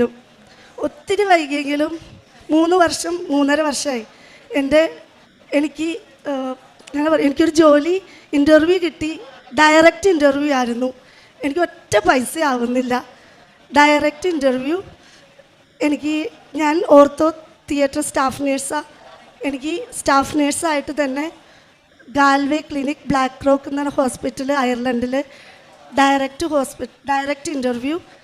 നോ ഏജൻസി ഒന്നുമില്ല. എനിക്ക് ഒറ്റ പൈസയും ചിലവാവാണ്ട് എനിക്കൊരു ജോലി തന്ന് എൻ്റെ മാതാവ് ഈശോയെ അനുഗ്രഹിച്ചു. അതെൻ്റെ ഒരു വലിയ സാക്ഷിയാണ്. കാരണം നമ്മൾ ഒത്തിരി വൈകിയാലും നമ്മൾക്ക് വിഷമം ഉണ്ടാവും. പക്ഷെ നമ്മൾ വൈകിയാലും നമ്മൾ കാത്തിരിക്കുമെന്ന് ഉറപ്പുണ്ടെങ്കിൽ ഇവിടെ മാതാവ് അങ്ങനെ വൈകിക്കുന്നതല്ല, നമുക്ക് നല്ലതിന് വേണ്ടിയിട്ടാണ്. എൻ്റെ ഈ എക്സാമിന് വേറൊരു കാര്യം, ആദ്യത്തെ എക്സാം സെപ്റ്റംബർ 25-നാണ് നമ്മുടെ ലോഗോസ് ക്യൂസ്. അത് ഞാൻ എഴുതിയില്ല ആ പ്രാവശ്യം. അപ്പോൾ എന്നോട് അച്ഛൻ ചോദിച്ചു, നീ എന്താ ലോഗോസ് എഴുതാനെന്ന്. അപ്പോൾ ഇത് മറ്റു പരീക്ഷകൾക്കാണ്. പക്ഷെ അത് കഴിഞ്ഞിട്ട് 3 വർഷം ഇത് പാസ്സായില്ലെങ്കിലും ലോഗോസിന് എനിക്ക് നല്ല റാങ്ക് മാർക്ക് കിട്ടുമായിരുന്നു. ഞാൻ ബൈബിള് പഠിച്ച്, കാരണം ഞാൻ ഇതിൽ തോറ്റു എന്ന് എല്ലാവരും അറിഞ്ഞാലും ഞാൻ ബൈബിളിൽ തോക്കരുതല്ലോ. അതുകൊണ്ട് ഞാൻ ബൈബിള് ലോഗോസ് പഠിച്ച് ഞാൻ ഈ 3 വർഷം നല്ല മാർക്ക് മേടിച്ചിട്ടുണ്ട് എൻ്റെ ഇടവകയിൽ. പിന്നെ എൻ്റെ ഇൻ്റർവ്യൂ കഴിഞ്ഞു, എൻ്റെ എല്ലാ പേപ്പർ വർക്കും കഴിഞ്ഞു. എനിക്ക് നല്ല ജോലി ഇപ്പോൾ ശരിയായി. ഇപ്പോൾ ഫെബ്രുവരി 25 ഇന്നലെ. പിന്നെ വിസ വരില്ല. ഇപ്പോൾ തിരക്കായി എന്തോ ഒരു കറൻ്റ് ഇപ്പോൾ സിറ്റുവേഷൻ ഇതായതുകൊണ്ട് എല്ലാവരും 1 മന്താണ് വിസയ്ക്ക് വരുന്നത്. എനിക്ക് അവിടെ ചെന്നിട്ടൊരു എക്സാമും കൂടി ഉണ്ട്, March 1 March 7. ഇതിൻ്റെ ഇടയ്ക്ക് ഞാൻ കൊണ്ടുവരുന്നൊരു വാക്യമുണ്ട്, എസ്തേർ 14:14. അങ്ങല്ലാതെ മറ്റൊരു തുണയില്ലാത്ത ഏകയായി എന്നെ സഹായിക്കണമെന്ന് എസ്തേർ ഇതിന് പോയപ്പോൾ പറഞ്ഞതാ. ഒരു വചനം എൻ്റെ നെഞ്ചിൽ എപ്പോഴും കിടക്കും, അങ്ങല്ലാതെ മറ്റൊരു തുണയില്ലാത്ത ഏകയായി എന്നെ സഹായിക്കണമെന്ന്. അത് ഞാൻ എപ്പോഴും ചൊല്ലും. പിന്നെ എനിക്ക് March 1 എക്സാം. അപ്പോൾ എൻ്റെ വിസ 27 ജനുവരിയിൽ കൊടുത്തത്. 1 മന്ത് എടുക്കുമായിരുന്നു. പക്ഷേ എനിക്ക് 2 വീക്സ് കൊണ്ട് എൻ്റെ വിസ അടിച്ച് കിട്ടി. അത് ഞാൻ വിസയ്ക്ക് പാസ്പോർട്ടും എടുക്കാൻ നേരത്തെ എല്ലാം കഴിഞ്ഞപ്പോൾ ഞാൻ തൈലവും ഉപ്പും തേച്ച് കൊടുത്തപ്പോൾ അവർ ചോദിച്ചു, പ്രാർത്ഥനാ വിശ്വാസിയാണല്ലേ എന്ന് ചോദിച്ചു. ഞാൻ പറഞ്ഞു, ഈ തൈലവും ഉപ്പും മാതാവും കൊണ്ടാണ് ഞാനിപ്പോൾ ഇവിടെ വന്ന് VFSന് തരുന്നത്. അതുകൊണ്ട് ഇതും കൂടി ഇത് ലാസ്റ്റ് കൊടുത്ത് വിട്ടോ, ശരിയായിക്കോളൂ എന്ന് പറഞ്ഞു. അങ്ങനെ 2 ആഴ്ച കൊണ്ട് എൻ്റെ വിസ അടിച്ചു വന്നു. ഫെബ്രുവരി 25 എൻ്റെ ടിക്കറ്റ് റെഡിയായി. അങ്ങനെ ഞാൻ ഫെബ്രുവരി 25 പോവാണ്. പിന്നെ എൻ്റെ ഇൻ്റർവ്യൂ പറഞ്ഞ ഒക്ടോബർ 7 ആയിരുന്നു എനിക്ക് ഇൻ്റർവ്യൂ പറഞ്ഞത്. അന്ന് തലേദിവസം എനിക്ക് അവിടെ നിന്നൊരു മെയിൽ വന്നു, എൻ്റെ ഇൻ്റർവ്യൂ ഒന്ന് മാറ്റി വെച്ചു 1 വീക്കിലോട്ടെന്ന്. അന്ന് എനിക്ക് ഒത്തിരി ഒരു വിഷമം തോന്നി, അയ്യോ എന്നാലും ഇൻ്റർവ്യൂ മാറ്റി വെച്ചു. അന്ന് രാത്രി എൻ്റെ മോനൊരു വയറുവേദന, എൻ്റെ ഇളയ മോനാ വയറുവേദന വന്ന്. അത് ഞങ്ങൾ അന്ന് ചെറിയ വയറുവേദനയായിരിക്കും എന്ന് വിചാരിച്ചു. 2-ാം ദിവസം ഡോക്ടറെ കാണാൻ പോയേ, അവൻ്റെ അപ്പൻഡിക്സ് റപ്ചറായിരുന്നു. 3 ദിവസം അപ്പൻഡിക്സ് റപ്ചറായിട്ടിരുന്നു. അവൻ ഭയങ്കര സിക്കായിരുന്നു. അന്ന് പിന്നെ അറിയണം, എനിക്കന്ന് ഇൻ്റർവ്യൂ പ്രോപ്പറായിട്ട് അറ്റൻഡ് ചെയ്യാൻ പറ്റില്ലായിരുന്നു. എൻ്റെ മോൻ്റെ അവസ്ഥ ഇതാണ് ഈശോയ്ക്കും മാതാവിനും അറിയായിരുന്നു. അവരതുകൊണ്ടാണ് ആ സമയം നീട്ടിയെന്നുള്ളത് ഞാൻ മനസ്സിലാക്കണം. ഇത്രയൊക്കെ അനുഗ്രഹങ്ങളും തന്ന ഈശോയ്ക്കും മാതാവിനും ഞാൻ ഒത്തിരിയേറെ നന്ദി പറയുന്നു. പിന്നെ ഞാൻ കാരുണ്യ പ്രവർത്തികൾ എന്നെക്കൊണ്ടാവുന്ന രീതിയിൽ ഞാനും ഹസ്ബൻഡും കൂടെ എൻ്റെ അടുത്ത് ഭക്ഷണം വെച്ച് നമ്മൾ രാവിലെ പൊതിഞ്ഞ് കൊണ്ടു കൊടുക്കായിരുന്നു. അപ്പോൾ ആൾ എന്നോട് ചോദിക്കും, ഇപ്പോഴും ഒന്ന് ചോദിക്കും കേട്ടോ. കാരണം ഞാൻ ഈ 3 വർഷമായിട്ട് എൻ്റെ കൂടെ വരുന്നവരുണ്ടെങ്കിലും അവർ പോയാലും ഞാൻ പോയിട്ടില്ല. ഞാനിവിടെ ഏകദേശം ഇവിടെ എല്ലാ മാസം വരും. 3 വർഷമായിട്ട് എല്ലാ മാസം ഞാനിവിടെ വന്ന് പത്രം മേടിച്ചിട്ട് പോണ ആളാണ്. അതുകൊണ്ട് ഏകദേശം എനിക്ക് എല്ലാ വഴിയൊക്കെ അറിയാം. പിന്നെ അടുത്ത മാസം എനിക്ക് വരാൻ പറ്റില്ല, ഞാൻ 25-ാം തീയതി പോകും.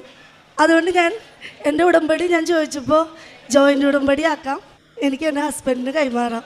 അതുകൊണ്ട് എൻ്റെ ഹസ്ബൻഡ് ഉടമ്പടി തുടർന്ന് ചെയ്യാൻ എല്ലാ തന്ന് അനുഗ്രഹിച്ച മാതാവിനും ഈശോയ്ക്ക് ഞാൻ നന്ദി പറയുന്നു. സങ്കീർത്തനങ്ങൾ 37, 23, 24 തിരുവചനങ്ങൾ. മനുഷ്യൻ്റെ പാദങ്ങളെ നയിക്കുന്നത് കർത്താവാണ്. തനിക്ക് പ്രീതികരമായി ചരിക്കുന്നവനെ അവിടുന്ന് സുസ്ഥിരനാക്കും. അവൻ വീണേക്കാം, എന്നാൽ അത് മാരകമായിരിക്കുകയില്ല. കർത്താവ് അവൻ്റെ കയ്യിൽ പിടിച്ചിട്ടുണ്ട്. സോണി ബിജു എന്ന ഈ സഹോദരി തൻ്റെ ജീവിതത്തിൽ ലഭിച്ച പരിശുദ്ധ അമ്മ വഴിയുള്ള വലിയ ദൈവാനുഗ്രഹത്തിന് അമ്മയ്ക്കും ഈശോയ്ക്കും ഈ തിരുനടയിൽ നന്ദി പറഞ്ഞ് സാക്ഷ്യപ്പെടുത്തുകയാണ്. മകളുടെ സാക്ഷ്യപത്രികയിൽ എഴുതിയിരിക്കുന്ന തിരുവചനമാണിത്. വീണേക്കാം, എന്നാൽ അത് മാരകമായിരിക്കില്ല. കയ്യിൽ പിടിച്ചിരിക്കുന്നത് കർത്താവാണ്. ഈ ഒരു പ്രത്യാശയാണ് 7 തവണ OET പരാജയപ്പെടുമ്പോഴും ഒത്തിരി പേർ ഇങ്ങനെ അല്പമെങ്കിലും ഒന്ന് കളിയാക്കിയും ഇതുവരെ പഠിച്ചു തീർന്നില്ലേ എന്ന് 42-ാമത്തെ വയസ്സിൽ ചോദിക്കുമ്പോഴും ഈ മകളെ ഈ അൾത്താരയോട് ചേർത്ത് പിടിച്ചുകൊണ്ട് ഉടമ്പടിയിൽ വിശ്വസ്തതയിൽ ജീവിച്ച് അത് 12 തവണ ഉടമ്പടി പുതുക്കി അമ്മയുടെ തിരുനടയിൽ തന്നെ സമർപ്പിച്ചുകൊണ്ട് ഈശോ ആഗ്രഹിക്കുന്ന സമയത്ത് അമ്മ ആഗ്രഹിക്കുന്നത് പോലെ തൻ്റെ ജീവിതത്തെ സുസ്ഥിരമാക്കും, സുരക്ഷിതമാക്കും, കൂടുതൽ മികച്ച ജീവിത സാഹചര്യത്തിലേക്ക് തന്നെ നയിക്കും എന്ന പ്രത്യാശയോടുകൂടി മകളെ ഉടമ്പടിയിൽ ജീവിക്കുവാൻ സഹായിച്ചത്. നമ്മൾ പലപ്പോഴും ഉടമ്പടി 2, 3 പുതുക്കി നമുക്ക് കാര്യങ്ങൾ വിചാരിക്കുന്നത് പോലെ നടക്കുന്നില്ലെന്ന് കണ്ടാൽ വേഗത്തിൽ നമ്മൾ വിശ്വാസത്തിൽ നിന്ന് പുറകോട്ട് പോകുന്നവരാണ്, ഉടമ്പടി ജീവിതത്തെ ഉപേക്ഷിക്കുന്നവരാണ്. അങ്ങനെ ഉടമ്പടി ജീവിതത്തെ ഉപേക്ഷിക്കുന്നവർക്കും ദൈവം നമുക്ക് ചോദിച്ചപ്പോൾ തന്നെ കാര്യങ്ങൾ തരുന്നില്ലെന്ന് കരുതി വിശ്വാസത്തെ ത്യജിക്കുന്നവർക്കും മകളുടെ ജീവിതം സാക്ഷ്യമാണ്. കാരണം ഞാൻ ജയിച്ചോ തോറ്റോ എന്നതിലല്ല, മറിച്ച് ഞാൻ അനുഭവിച്ചെൻ്റെ കർത്താവിനെ, ഞാൻ കണ്ടെത്തിയ എൻ്റെ അമ്മ മാതാവിൻ്റെ സംരക്ഷണത്തെ അതല്പം പോലും ചഞ്ചലപ്പെടാതെ ഞാൻ എൻ്റെ ജീവിതത്തോട് സൂക്ഷിക്കുകയും സ്നേഹത്തോടു കൂടി എൻ്റെ ജീവിതത്തെ മുന്നോട്ട് നയിക്കുകയും ചെയ്യും. ആ ത്യാഗത്തിനും സമർപ്പണത്തിനും അമ്മ മാതാവും ഈശോയും നൽകിയ അനുഗ്രഹമാണ് മകളുടെ OET വിജയവും ഇപ്പോൾ ഓസ്ട്രേലിയയിലേക്കുള്ള മകളുടെ ഈ യാത്രയ്ക്കും അവിടെയുള്ള ജോലിക്കുമുള്ള സാധ്യതകളും. പ്രിയമുള്ളവരെ, മകൾ പ്രത്യേകമായിട്ട് അൾത്താരയിൽ സൂചിപ്പിച്ചു, ഞാൻ OET പരാജയപ്പെട്ടുകൊണ്ടിരുന്നപ്പോഴും ഞാൻ ശ്രദ്ധിച്ചിരുന്നത് കൂടുതൽ വചനം വായിക്കുവാനും വചനം പഠിക്കുവാനുമാണ്. എൻ്റെ ഭൗതികമായ നേട്ടങ്ങൾ എനിക്ക് കയ്യകലത്തിൽ നിൽക്കുമ്പോഴും കിട്ടാതിരിക്കുമ്പോഴും എൻ്റെ ആത്മീയമായ വളർച്ചയ്ക്ക് ഉപകരിക്കുന്ന സാധ്യതകളെ എപ്പോഴും കണ്ടെത്തിക്കൊണ്ട് അമ്മയുടെ തിരുനടയിൽ നിരന്തരം വ്യാപരിക്കുവാൻ ഓരോ മാസവും ഇവിടം വരെ എത്തി കൃപാസനം പത്രം വാങ്ങി അമ്മയുടെ പ്രേക്ഷിതയായി ഓരോ ഇടങ്ങളിലും ചെന്നെത്തിക്കൊണ്ട് ദൈവനാമത്തെ മഹത്വപ്പെടുത്തുവാൻ എനിക്ക് പരാജയമാണെങ്കിലും ഞാൻ അമ്മയുടെ സന്നിധിയിൽ നിന്ന് ദൂരെ പോകില്ലെന്ന് ആവർത്തിച്ച് പറഞ്ഞുകൊണ്ട് തൻ്റെ വിശ്വാസത്തെ വിശ്വസ്തതയായി പരിണമിപ്പിച്ച് ദൈവസന്നിധിയിൽ കൃപ കണ്ടെത്തുവാൻ ഈ മകൾ നടത്തിയ സമർപ്പിത ജീവിതത്തിന് ദൈവം നൽകിയ അനുഗ്രഹത്തിൻ്റെ പേരാണ് ഈ വിദേശയാത്രയും ഈ ജോലിയും കാര്യങ്ങളെല്ലാം ക്രമീകരിച്ച് അനുഗ്രഹമാക്കി നൽകിയതിനെയും. കുടുംബം മുഴുവനും അതിനെ ചേർന്ന് നിന്നുകൊണ്ട് മകളെ സഹായിച്ചതിൻ്റെ സാക്ഷ്യമാണ് ഈ അൾത്താരയിൽ പങ്കുവെക്കുന്നത്. പ്രിയമുള്ളവരെ, ദൈവത്തിന് അനുഗ്രഹിക്കുവാൻ പിശുക്കൊന്നുമില്ല.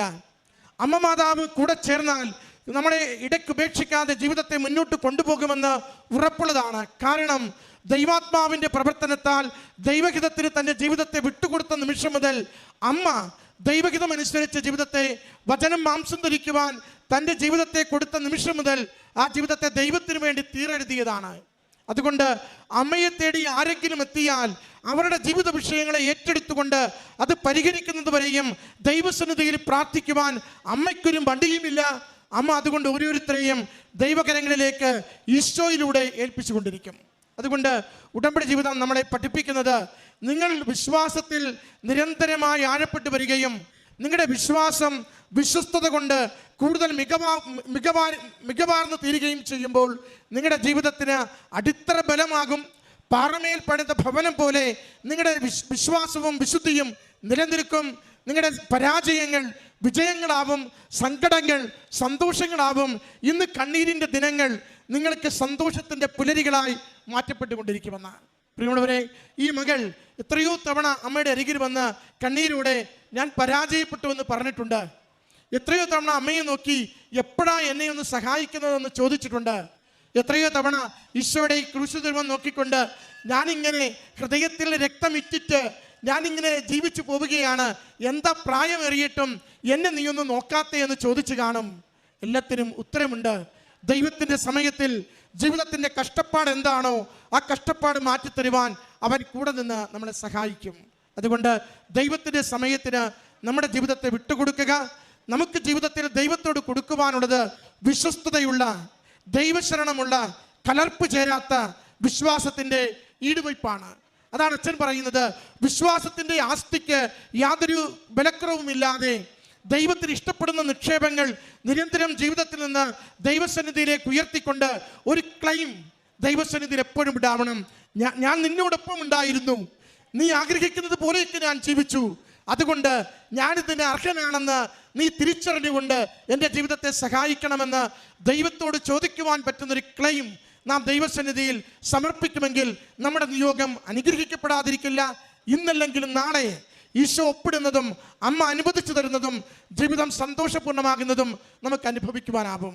അതിൻ്റെ സാക്ഷ്യമാണ് ഈ അൾത്താരയിൽ ഈ സഹോദരിയും കുടുംബവും ഒരുപോലെ സന്തോഷത്തോടെ സാക്ഷ്യപ്പെടുത്തിയത്. ഈ കുടുംബത്തിന് ലഭിച്ച ഈ അനുഗ്രഹങ്ങൾക്കും വിശ്വസ്തതയുള്ള വിശ്വാസ ജീവിതത്തിനും അമ്മ മാതാവിനും തിരുക്കുമാരനും മഹത്വം ഉണ്ടായിരിക്കട്ടെ. പ്രഭാഷകൻ 33:16 വചനം പറഞ്ഞുകൊണ്ട് ഞാൻ എൻ്റെ സാക്ഷ്യം തുടങ്ങട്ടെ. ഒടുവിലാണ് ഞാൻ ഉണർന്നത്. കാലാപിറക്കുന്നവനെ പോലെ ഞാൻ മുന്തിരിപ്പഴം ശേഖരിക്കുന്നവരുടെ പിന്നിലായിരുന്നു. എന്നാൽ എൻ്റെ കർത്താവിൻ്റെ അനുഗ്രഹ നിമിത്തം ഞാൻ മുൻപന്തിയിലെത്തി.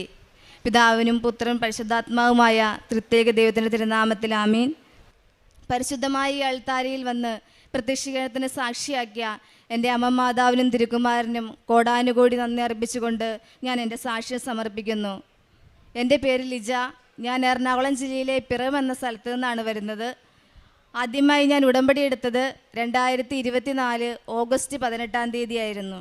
ചെറുതും വലുതുമായ നിരവധിയായ അനുഗ്രഹങ്ങൾ എൻ്റെയും അമ്മ മാതാവിൻ്റെ തിരുസന്നിധിയിൽ വന്നതിന് ശേഷം എനിക്കുണ്ടായി. അതിനെക്കുറിച്ചാണ് ഞാൻ പറയുന്നത്. ആദ്യമായി എനിക്കുണ്ടായ അനുഭവം എന്ന് പറഞ്ഞിട്ടുണ്ടെങ്കിൽ, ഞങ്ങൾക്ക് നേരത്തെ ഒരു ഷോപ്പ് ഉണ്ടായിരുന്നു. അത് സംബന്ധിച്ചൊരു കേസ് നിലവിലുണ്ടായിരുന്നു.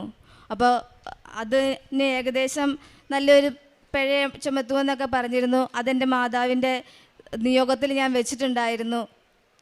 ആ കേസ് എങ്ങനെയെങ്കിലും മാറിക്കിട്ടണമെന്ന് വിചാരിച്ച് ഞാൻ ഓരോ പ്രാവശ്യം കോടതിയിൽ ചെല്ലുമ്പോഴും എനിക്ക് വേറെ ആരും കൂടെ ഉണ്ടായിരുന്നില്ല. ഞാൻ എപ്പോഴും തനിച്ചാണെന്ന് ഞാൻ ഒരിക്കലും പറയില്ല. കാരണം എൻ്റെ കൂടെ എപ്പോഴും എൻ്റെ മാതാവ് ഉണ്ടായിരുന്നു. ഈ കാശ് രൂപം ഞാൻ എൻ്റെ ഉടമ്പടി എടുത്ത് അന്ന് മുതൽ എൻ്റെ കഴുത്തിൽ ഇട്ടുകൊണ്ട് നടക്കുന്നതാണ്. വളരെ ചുരുക്കം ദിവസങ്ങളിൽ മാത്രമേ ഞാനത് ഊരി മാറ്റാറുള്ളൂ. അങ്ങനെ എൻ്റെ മാതാവിൻ്റെ ഈ കാശ് രൂപം പിടിച്ച് ഉപ്പും പിടിച്ച് ഞാൻ എന്നും പ്രാർത്ഥിച്ചുകൊണ്ട് നിൽക്കും. ഓരോ അവധിക്ക് ചെല്ലുമ്പോഴും, മാതാവേ ഇതെങ്ങനെയെങ്കിലും, കാരണം വളരെ സാമ്പത്തികമായിട്ട് ബുദ്ധിമുട്ടിയിരുന്നൊരവസ്ഥയിലായിരുന്നു. അപ്പോൾ നമുക്ക് എത്ര രൂപ കേസിൻ്റെ പിഴ വിധിച്ചാലും അത് അടയ്ക്കാൻ നമ്മളെക്കൊണ്ട് സാധിക്കുമായിരുന്നില്ല.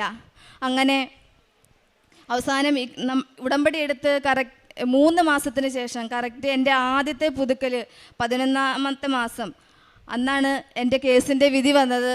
അപ്പോൾ യാദൃശ്ചികമായിട്ടാണെങ്കിലും എനിക്ക് എൻ്റെ ലേബർ ഓഫീസറൊക്കെ ആയിട്ട് സംസാരിക്കാൻ സാധിക്കുകയും, ഒരു നിമിഷത്തിൻ്റെ വ്യത്യാസം എന്നുള്ള സമയത്തിൻ്റെ മേൽ അത്രമേൽ പ്രാധാന്യം കൊടുക്കുന്ന മാതാവാണ്. ആ സാറുമായിട്ട് എനിക്ക് സംസാരിക്കാൻ അവസരം കിട്ടിയതെന്ന് ഞാൻ ഈ അവസരത്തിൽ ഓർക്കുകയാണ്. അങ്ങനെ എൻ്റെ കേസിൻ്റെ വിധി വന്നു. എന്നെയും എൻ്റെ അഡ്വക്കേറ്റിനെ പോലും അതിശയിപ്പിച്ചുകൊണ്ട് 1 രൂപ പോലും ഇല്ലാതെ ആ കേസിൽ നിന്നും എനിക്ക് വിധി വന്നു. അതാണ് എൻ്റെ ഒന്നാമത്തെ സാക്ഷ്യം. രണ്ടാമത്തെ സാക്ഷ്യം എന്ന് പറഞ്ഞിട്ടുണ്ടെങ്കിൽ, ഞങ്ങൾക്ക് ഏകദേശം 38 വർഷമായിട്ട്, എൻ്റെ ഹസ്ബൻഡ് അമ്മയാണ്, അമ്മ പറഞ്ഞ് എനിക്ക് അറിവുണ്ട്, 38 വർഷമായിട്ട് ഞങ്ങൾക്ക് വഴി ഉണ്ടായിരുന്നില്ല. അമ്മയുടെ ആങ്ങളയുടെ വീടിൻ്റെ മുറ്റത്തുകൂടിയായിരുന്നു ഞങ്ങൾ നടന്നു പോയിക്കൊണ്ടിരുന്നത്. ഞങ്ങൾക്ക് ചെറിയ 2 വണ്ടിയുണ്ട്, അതൊക്കെ അവിടെയാണ് ഇട്ടുകൊണ്ടിരുന്നത്. പക്ഷേ 38 വർഷവും നടന്നിട്ടും ഒരു പ്രശ്നമില്ലായിരുന്നു. പിന്നെ ചെറിയൊരു പ്രശ്നത്തിൻ്റെ പേരിൽ ഈ ചാച്ചനുമായിട്ടൊന്ന് തെറ്റിപ്പിരിഞ്ഞ് ഞങ്ങൾക്ക് അതുവഴി നടക്കാൻ പറ്റാതെ വന്നു. അപ്പോൾ വേറെ വഴി എന്ന് വെച്ചാൽ അങ്ങോട്ടൊന്നുമില്ല. തൊട്ട് ഫ്രണ്ടിലൊക്കെ അമ്മയുടെ ആങ്ങളമാരുടെ സ്ഥലമൊക്കെയാണ് കിടക്കുന്നത്. അങ്ങനെയുള്ള അവസരത്തിൽ ഞാൻ എന്നും ഇവിടെ വരുമ്പോൾ പ്രാർത്ഥിക്കും. അമ്മ എന്നോട് പറയും, ലിജെ എപ്പോഴും മാതാവിൻ്റെ അടുത്ത് നമുക്കൊരു വഴി കിട്ടാൻ വേണ്ടി, വേറെ എന്തിനുമില്ല, ഞങ്ങൾക്കൊന്ന് നടന്നു പോയാൽ മാത്രം മതിയായിരുന്നു, അതിനുവേണ്ടി പ്രാർത്ഥിക്കാൻ പറയും. ഞാൻ വിശ്വാസ പ്രമാണം ചൊല്ലി, വേറൊന്നും ചെയ്യാറില്ല, വിശ്വാസ പ്രമാണം ചൊല്ലി മാതാവിൻ്റെ ഉപ്പിട്ട് പ്രാർത്ഥിച്ചു. അങ്ങനെ ഒരിക്കലും ഞങ്ങൾക്ക് ജീവിതത്തിൽ ഒരിക്കലും 100-150% എനിക്ക് വിശ്വാസമായിരുന്നു ഒരിക്കലും വഴി കിട്ടില്ലായിരുന്നത്. അങ്ങനെ ആ ചെറിയൊരു ധാരണപ്പശകിൻ്റെ പേരിൽ വീണ്ടും ചാച്ചനുമായിട്ട് ഇന്ന് സംസാരിക്കുകയും ചാച്ചൻ തന്നെ പറഞ്ഞു, ഒരു പ്രശ്നമില്ല, നിങ്ങൾക്ക് ഇനി എത്ര നാൾ വേണമെങ്കിലും അതിലേ വഴി നടന്നുകൊള്ളാൻ പറഞ്ഞു. അത് എൻ്റെ അമ്മ മാതാവിൻ്റെ കാരുണ്യം ഒന്നുകൊണ്ട് മാത്രമാണെന്ന് ഞാനിവിടെ ഏറ്റു പറയുന്നു. കാരണം എൻ്റെ വീട്ടിൽ വരുന്ന എല്ലാവരോടും ഞാൻ പറയും, ഇപ്പം എല്ലാവരും വരുന്നത് ആ വഴി കൂടിയാണ്. അപ്പോൾ ഞാൻ പറയും, എനിക്ക് എൻ്റെ മാതാവ് തന്ന വഴിയാണ്, എൻ്റെ മാതാവ് തന്ന വഴിയാണ്. എന്നെ എല്ലാവരും കളിയാക്കും. ചേച്ചിക്ക് എന്ത് പ്രശ്നം വന്നാലും ചേച്ചി എപ്പോഴും പറയുമല്ലോ മാതാവാണെന്ന്. അങ്ങനെ അതാണ് എൻ്റെ രണ്ടാമത്തെ സാക്ഷ്യം. പിന്നെ മൂന്നാമത്തെ സാക്ഷ്യം, ഉടമ്പടി എടുത്തതിന് ശേഷമാണെങ്കിൽ എനിക്ക് ചെറിയൊരു ജോലി ഉണ്ടായിരുന്നു. പക്ഷേ ആ ജോലിക്കിടയിൽ എനിക്ക് എൻ്റെ പ്രേക്ഷിത പ്രവർത്തനങ്ങളൊന്നും നടക്കാൻ പറ്റാറില്ല. അപ്പോൾ ഞാൻ എപ്പോഴും പ്രാർത്ഥിക്കുമായിരുന്നു, മാതാവേ എനിക്ക് നല്ലൊരു ജോലി കിട്ടണമെന്ന്. അങ്ങനെ എനിക്ക് ജനുവരി മാസത്തിൽ ഒരു നല്ല ജോലി തന്ന മാതാവ് എന്നെ അനുഗ്രഹിച്ചു. ഫീൽഡിലായതുകൊണ്ട് എനിക്ക് എൻ്റെ മാതാവിൻ്റെ എല്ലാ പ്രേക്ഷിത പ്രവർത്തനങ്ങളും വളരെ ഭംഗിയായിട്ട് നടത്താനായിട്ട് സാധിക്കുന്നുണ്ട്. പിന്നെ എനിക്ക് കിട്ടിയ ഒരുപാട് അനുഗ്രഹങ്ങൾ എന്ന് പറയാൻ പറ്റില്ല. കാരണം അതിൻ്റെ ഏറ്റവും വലിയ നേർസാക്ഷിയാണ് എൻ്റെ മുന്നിൽ നിൽക്കുന്ന എൻ്റെ ഹസ്ബൻഡ്. 14 വർഷം, ഞങ്ങളുടെ കല്യാണം കഴിഞ്ഞിട്ട് 14 വർഷമായിട്ടും കല്യാണത്തിന് വേണ്ടി കുമ്പസാരിച്ച് കുർബാന സ്വീകരിച്ചൊരു വ്യക്തിയായിരുന്നു. എന്നെയും അമ്മയും പിള്ളേരെയും പള്ളിയിൽ കൊണ്ടേയാക്കും. ഞാൻ ഓരോ പ്രാവശ്യം വരുമ്പോഴും പറയും, പള്ളിയിലൊന്ന് കയറിയിട്ട് പോകണം, കുർബാന സ്വീകരിക്കണം. പക്ഷേ അങ്ങനെയുള്ളൊരു വ്യക്തി ഈ നിൽക്കുന്നത്. ഇപ്പോൾ ഞാൻ ഉടമ്പടി എടുത്തതിന് ശേഷം, അത് ഞാൻ എപ്പോഴും പറയും, ഉടമ്പടി എടുത്തതിന് ശേഷം ഒരു ഞായറാഴ്ച കുർബാന പോലും എൻ്റെ ഹസ്ബൻഡ് മുടക്കിയിട്ടില്ല. അതുപോലെ വീട്ടിൽ ഈ കുടുംബ പ്രാർത്ഥന എന്ന് പറയുന്നത് എനിക്ക് എന്താണെന്ന് അറിയത്തില്ലായിരുന്നു സത്യം പറഞ്ഞിട്ടുണ്ടെങ്കിൽ ചെന്നതിന് ശേഷം. പക്ഷേ ഉടമ്പടി എടുത്തതിന് ശേഷം ഞങ്ങൾ ഒരു ദിവസം പോലും കുടുംബ പ്രാർത്ഥന മുടക്കിയിട്ടില്ല.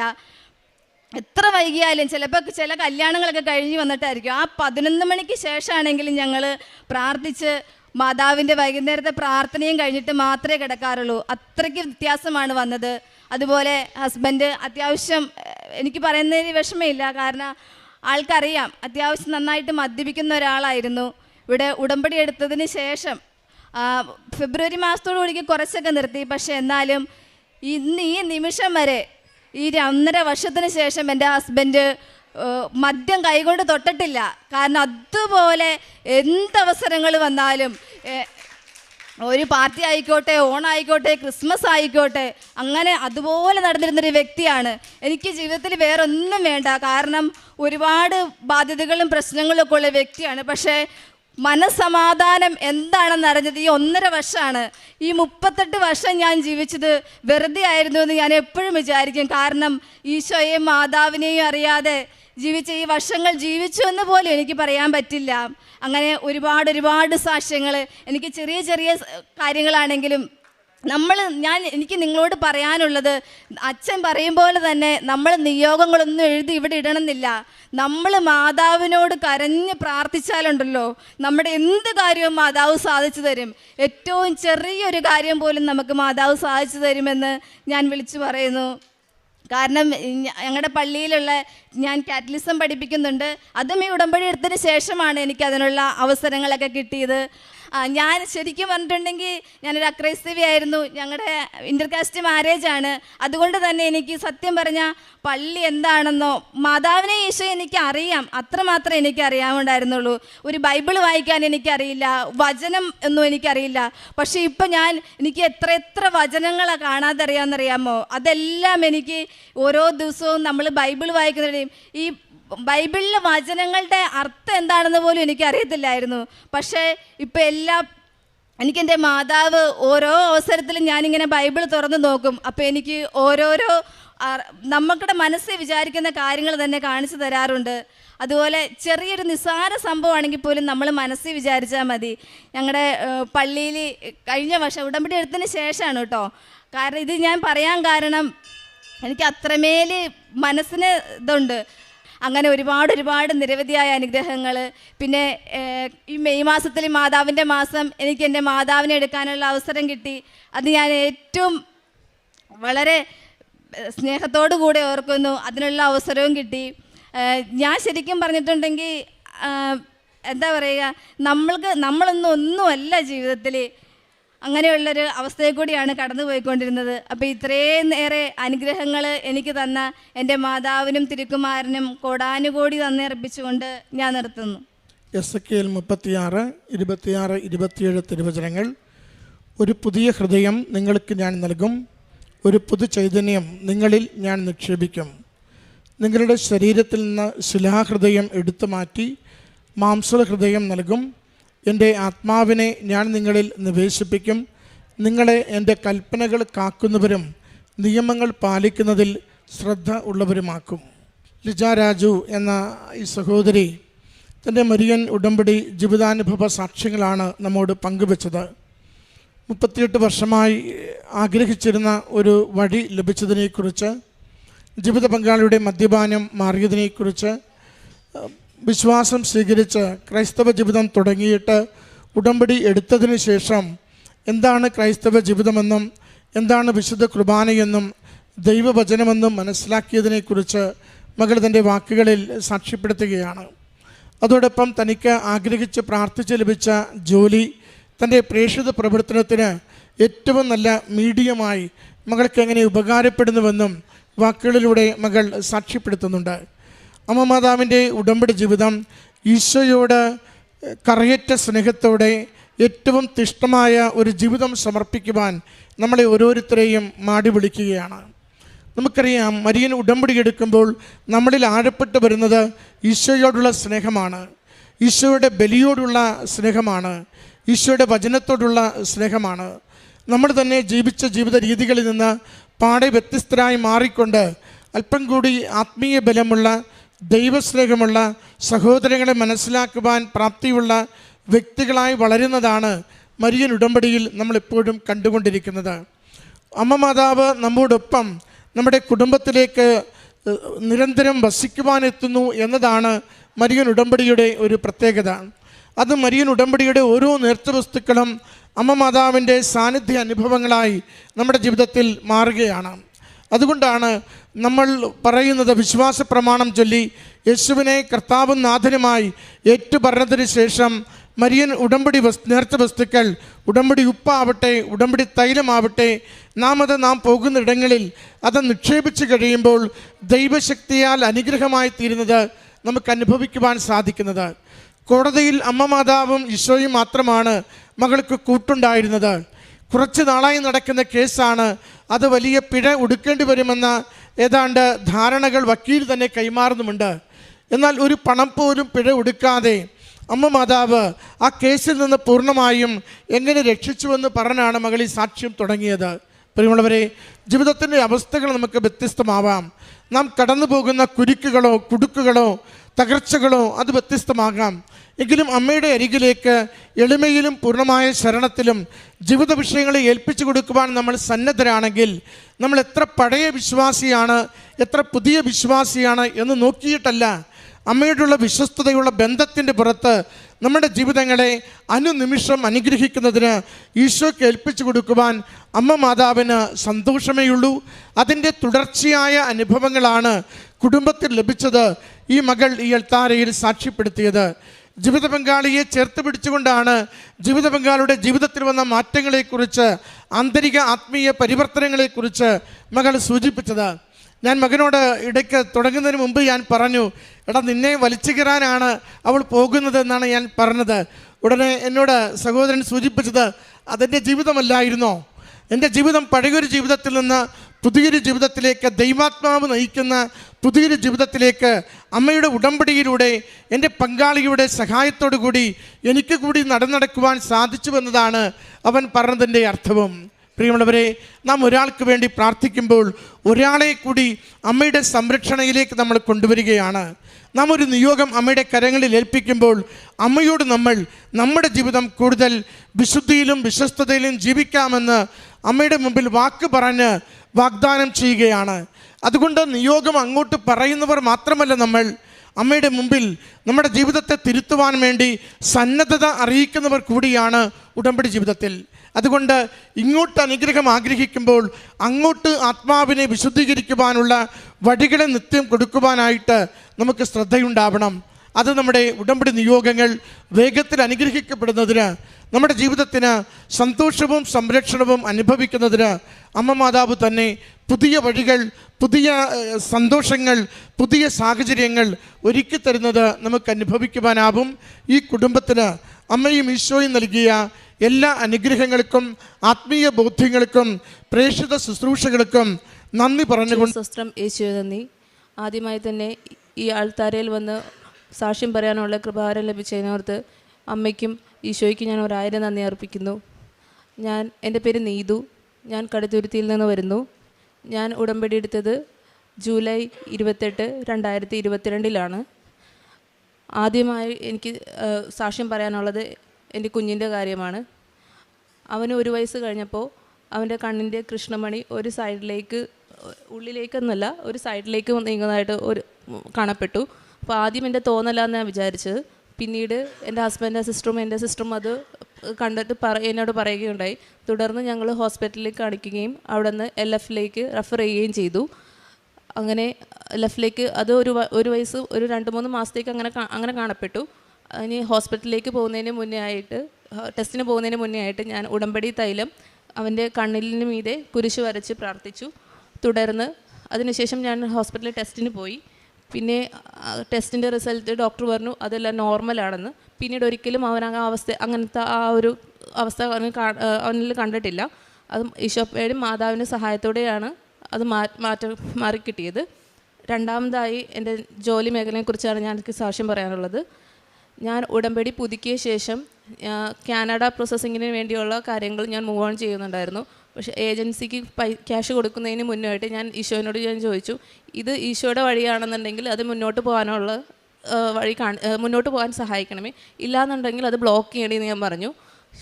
അങ്ങനെ ഞാൻ ക്യാഷ് കൊടുക്കുന്ന അന്ന് പലരുടെ അഭിപ്രായം പ്രമാണിച്ച് ഞാനത് കൊടുത്തില്ല, ഞാനത് ബ്ലോക്ക് ചെയ്തു. തുടർന്ന് എനിക്ക് വളരെയധികം സങ്കടമായിരുന്നു, ഒരാഴ്ചയോളം ഞാൻ സങ്കടത്തിലായിരുന്നു. പിന്നീട് ഇനി എന്ത് മുന്നോട്ട് ചെയ്യണം എന്നുള്ളത് എനിക്കറിയില്ലായിരുന്നു. തുടർന്ന് അങ്ങനെ ഇരിക്കുമ്പോഴാണ് അച്ഛൻ ധ്യാനത്തിൽ ഇങ്ങനെ പറയുകയുണ്ടായി, പരിശുദ്ധാത്മാവ് നമ്മളിൽ വന്നു കഴിയുമ്പോൾ നമുക്ക് മുന്നോട്ടുള്ള വഴി കാണിച്ചു തരും എന്നുള്ളത്. അങ്ങനെ ഇപ്പം ഞാൻ പരിശുദ്ധാത്മാവിന് വേണ്ടി പ്രാർത്ഥിക്കാൻ തുടങ്ങി. അത് ഞാൻ ഒരാഴ്ചയാണ് ഞാൻ അതിനു വേണ്ടി ഞാൻ പരിശ്രമിച്ചത്. ഒരാഴ്ച ഞാനത് കുമ്പസാരിച്ചു, കുർബാന സ്വീകരിച്ചു, ഉടമ്പടി. ആ സമയത്ത് പെന്തക്കോസ്ത ദിനം വരുന്നുണ്ടായിരുന്നു. അങ്ങനെ ഞാൻ പെന്തക്കോസ്തയുടെ തലേദിവസം ഞങ്ങളുടെ പള്ളിയിൽ ഒരു 2 മണിക്കൂർ പരിശുദ്ധാത്മാവിന് വേണ്ടിയുള്ള ക്ലാസ് ഉണ്ടായിരുന്നു. ആ ക്ലാസ്സിനെ അറ്റൻഡ് ചെയ്തു. അങ്ങനെ അന്ന് ഞാൻ പ്രാർത്ഥിച്ചു, എനിക്ക് നാളെ പെന്തക്കോസ്തയാണ്, അപ്പോൾ അതിന് മുന്നോടിയായിട്ട് എനിക്ക് ആ ദിവസം എനിക്ക് പരിശുദ്ധാത്മാവിനെ നൽകണം, അതെനിക്ക് മനസ്സിലാകണം എന്നുള്ള രീതിയിൽ ഞാൻ ഈശോനോട് പറഞ്ഞു. അങ്ങനെ ഞാൻ പെന്തക്കോസ്ത ദിനത്തിൽ വെളുപ്പിന് 4 മണി 4:30 സമയത്ത് ഞാൻ മുട്ടുകുത്തി കൊന്ത ചൊല്ലി ഞാൻ പ്രാർത്ഥിച്ചു, സ്തുതിച്ചു, ഞാൻ പ്രാർത്ഥിച്ചു. ആ സമയത്ത് വേനൽക്കാലമായിരുന്നു, വളരെ ചൂടായിരുന്നു, ഡോറും വിൻഡോസും എല്ലാം ക്ലോസ്ഡ് ആയിരുന്നു, ഞാൻ ഫാൻ ഇട്ടില്ലായിരുന്നു. അപ്പോൾ പെട്ടെന്ന് എൻ്റെ സൈഡിലൂടെ ഒരു തണുത്ത കാറ്റ് പോകുന്നതായിട്ട് എനിക്ക് ഫീൽ ചെയ്തു. അപ്പോൾ ഞാൻ പെട്ടെന്ന് തിരിഞ്ഞു നോക്കിയപ്പോൾ ഒന്നും കണ്ടില്ല. ഞാൻ വിൻഡോ നോക്കിയപ്പോൾ വിൻഡോ ക്ലോസ്ഡാണ്, ഡോർ ക്ലോസ്ഡാണ്. പിന്നെ കാറ്റ് അങ്ങനെ വന്നു. അപ്പോൾ ഞാൻ നോർമലി ഞാൻ പ്രാർത്ഥിക്കാൻ തുടങ്ങി. അങ്ങനെ പിന്നെ ഞാൻ സ്തുതിച്ച് പ്രാർത്ഥിക്കാൻ തുടങ്ങി. ആ സ്തുതിച്ച് പ്രാർത്ഥിച്ചത് ഞാൻ ഭാഷാവരത്തോടെയാണ് ഞാൻ സ്തുതിച്ച് പ്രാർത്ഥിച്ചത്. അപ്പോൾ എനിക്ക് മനസ്സിലായി ഈശോപ്പ എനിക്ക് പരിശുദ്ധാത്മാവിനെ നൽകി. അങ്ങനെ പിന്നീട് ഞാൻ ഉടമ്പടി, അങ്ങനെ പരിശുദ്ധാത്മാവ് നൽകി ഞാൻ 1000 നന്ദി പറയുന്നു. അങ്ങനെ പിന്നീട് ഞാൻ ഉടമ്പടി പുതുക്കിയ ശേഷം ഞാൻ കുറച്ചും കൂടി ആഴത്തിൽ സീരിയസ് ആയിട്ട് ഞാൻ ചെയ്യാൻ തുടങ്ങി. കുർബാനകളിൽ എല്ലാ ദിവസവും കുർബാനകൾ കൂടാൻ തുടങ്ങി. കുർബാനയിൽ ഞാൻ പങ്കെടുക്കുമ്പോൾ ഈശോപ്പയുടെ ഡയറക്റ്റ് സംസാരിക്കാൻ തുടങ്ങി. എനിക്ക് ഇന്ന പോരായ്മകളുണ്ട്, ഇന്ന കാര്യങ്ങളുണ്ട്, അത് എനിക്ക് പരിഹരിച്ച് തരണമെന്ന് പറയുമ്പോൾ ഈശോപ്പ പറഞ്ഞു തരും എങ്ങനെയൊക്കെയാണ് അത് പരിഹരിക്കേണ്ടത്, നമ്മൾ എങ്ങനെയൊക്കെ മാറ്റങ്ങൾ വരുത്തണം എന്നുള്ളത്, നമ്മളുടെ സ്വഭാവത്തിൽ തന്നെ എങ്ങനെയൊക്കെ മാറണം എന്നുള്ളത്. അങ്ങനെ അത് ആദ്യം ഉൾക്കൊള്ളാൻ ഭയങ്കര പ്രയാസമായിരുന്നു. പിന്നീട് അത് ഹൃദയത്തിൽ ഉൾക്കൊണ്ട് നമ്മുടെ ജീവിതത്തിൽ പ്രാവർത്തികമാക്കി. അതിൽ പരീക്ഷണങ്ങളും പ്രലോഭനങ്ങളും ഉണ്ടാകും, അതിനെ ഓവർകം ചെയ്യാനുള്ള ശക്തി ഈശോപ്പ നൽകി. പിന്നെ രണ്ടാമത് എനിക്ക് ബൈബിൾ റാൻഡം എടുക്കുമ്പോൾ ആദ്യമൊക്കെ ബൈബിൾ അരമണിക്കൂർ വായിക്കണമെന്ന് വെച്ചാൽ എനിക്ക് നോർമലി വായിക്കും, അങ്ങനെ അധികം അറ്റാച്ച്മെൻറ്റ് വന്നിട്ടുണ്ടായിരുന്നില്ല. പിന്നീട് ഞാൻ ബൈബിൾ റാൻഡം എടുക്കാൻ തുടങ്ങിയപ്പോൾ കറക്റ്റ് ഞാൻ ചോദിക്കുന്ന ചോദ്യത്തിന് ഉത്തരമായിട്ട് ഈശോപ്പ പറയാൻ തുടങ്ങി. അങ്ങനെ ഞാൻ എന്താണ് ചോദിക്കുന്നത് അതിനെ മറുപടി പറയാൻ തുടങ്ങി. അപ്പോൾ എനിക്ക് കൂടുതൽ ചിലപ്പോൾ എനിക്ക് മനസ്സിലാവില്ല, അപ്പോൾ ഞാൻ ചോദിക്കും ഇതെന്താണ് എനിക്ക് മനസ്സിലായില്ല. അപ്പോൾ ഒന്നുകൂടി ഞാൻ എടുക്കുമ്പോൾ അത് കറക്റ്റായിട്ട് എനിക്ക് മനസ്സിലാക്കുന്ന രീതിയിൽ പറഞ്ഞു തരും.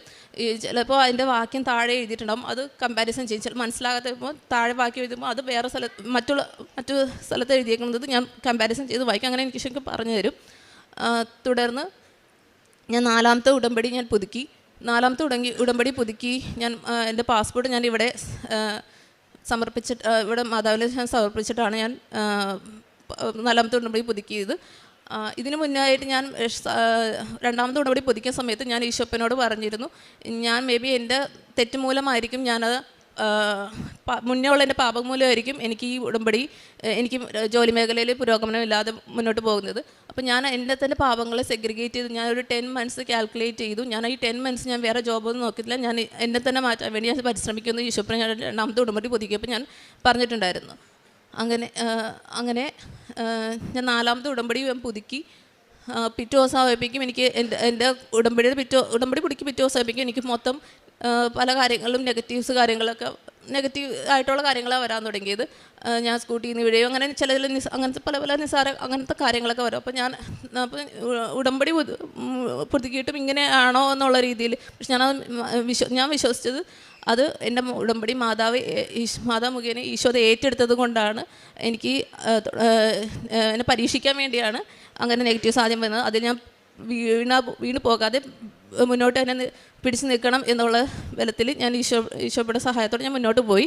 അങ്ങനെ 4ാമത്തെ ഉടമ്പടി അങ്ങനെ 2 ആഴ്ച കഴിഞ്ഞു. 4ാമത്തെ ഉടമ്പടി പുതുക്കി 2 ആഴ്ച കഴിഞ്ഞപ്പോഴേക്കും എൻ്റെ അനിയത്തിയുടെ ഹസ്ബൻഡിൻ്റെ മുഖേന ഒരു ഹസ്ബൻഡ് വഴി ഒരു ദുബായിലുള്ളൊരു കമ്പനിയിൽ വാക്കൻസിയുടെ ബ്രൗഷർ എനിക്ക് സെൻഡ് ചെയ്ത് തന്നു. അങ്ങനെ എല്ലാവരുടെയും അഭിപ്രായം പ്രമാണിച്ച് ഞാൻ ആ വാക്കൻസിയിലേക്ക് അതിലേക്ക് ഞാൻ CV സെൻഡ് ചെയ്തു.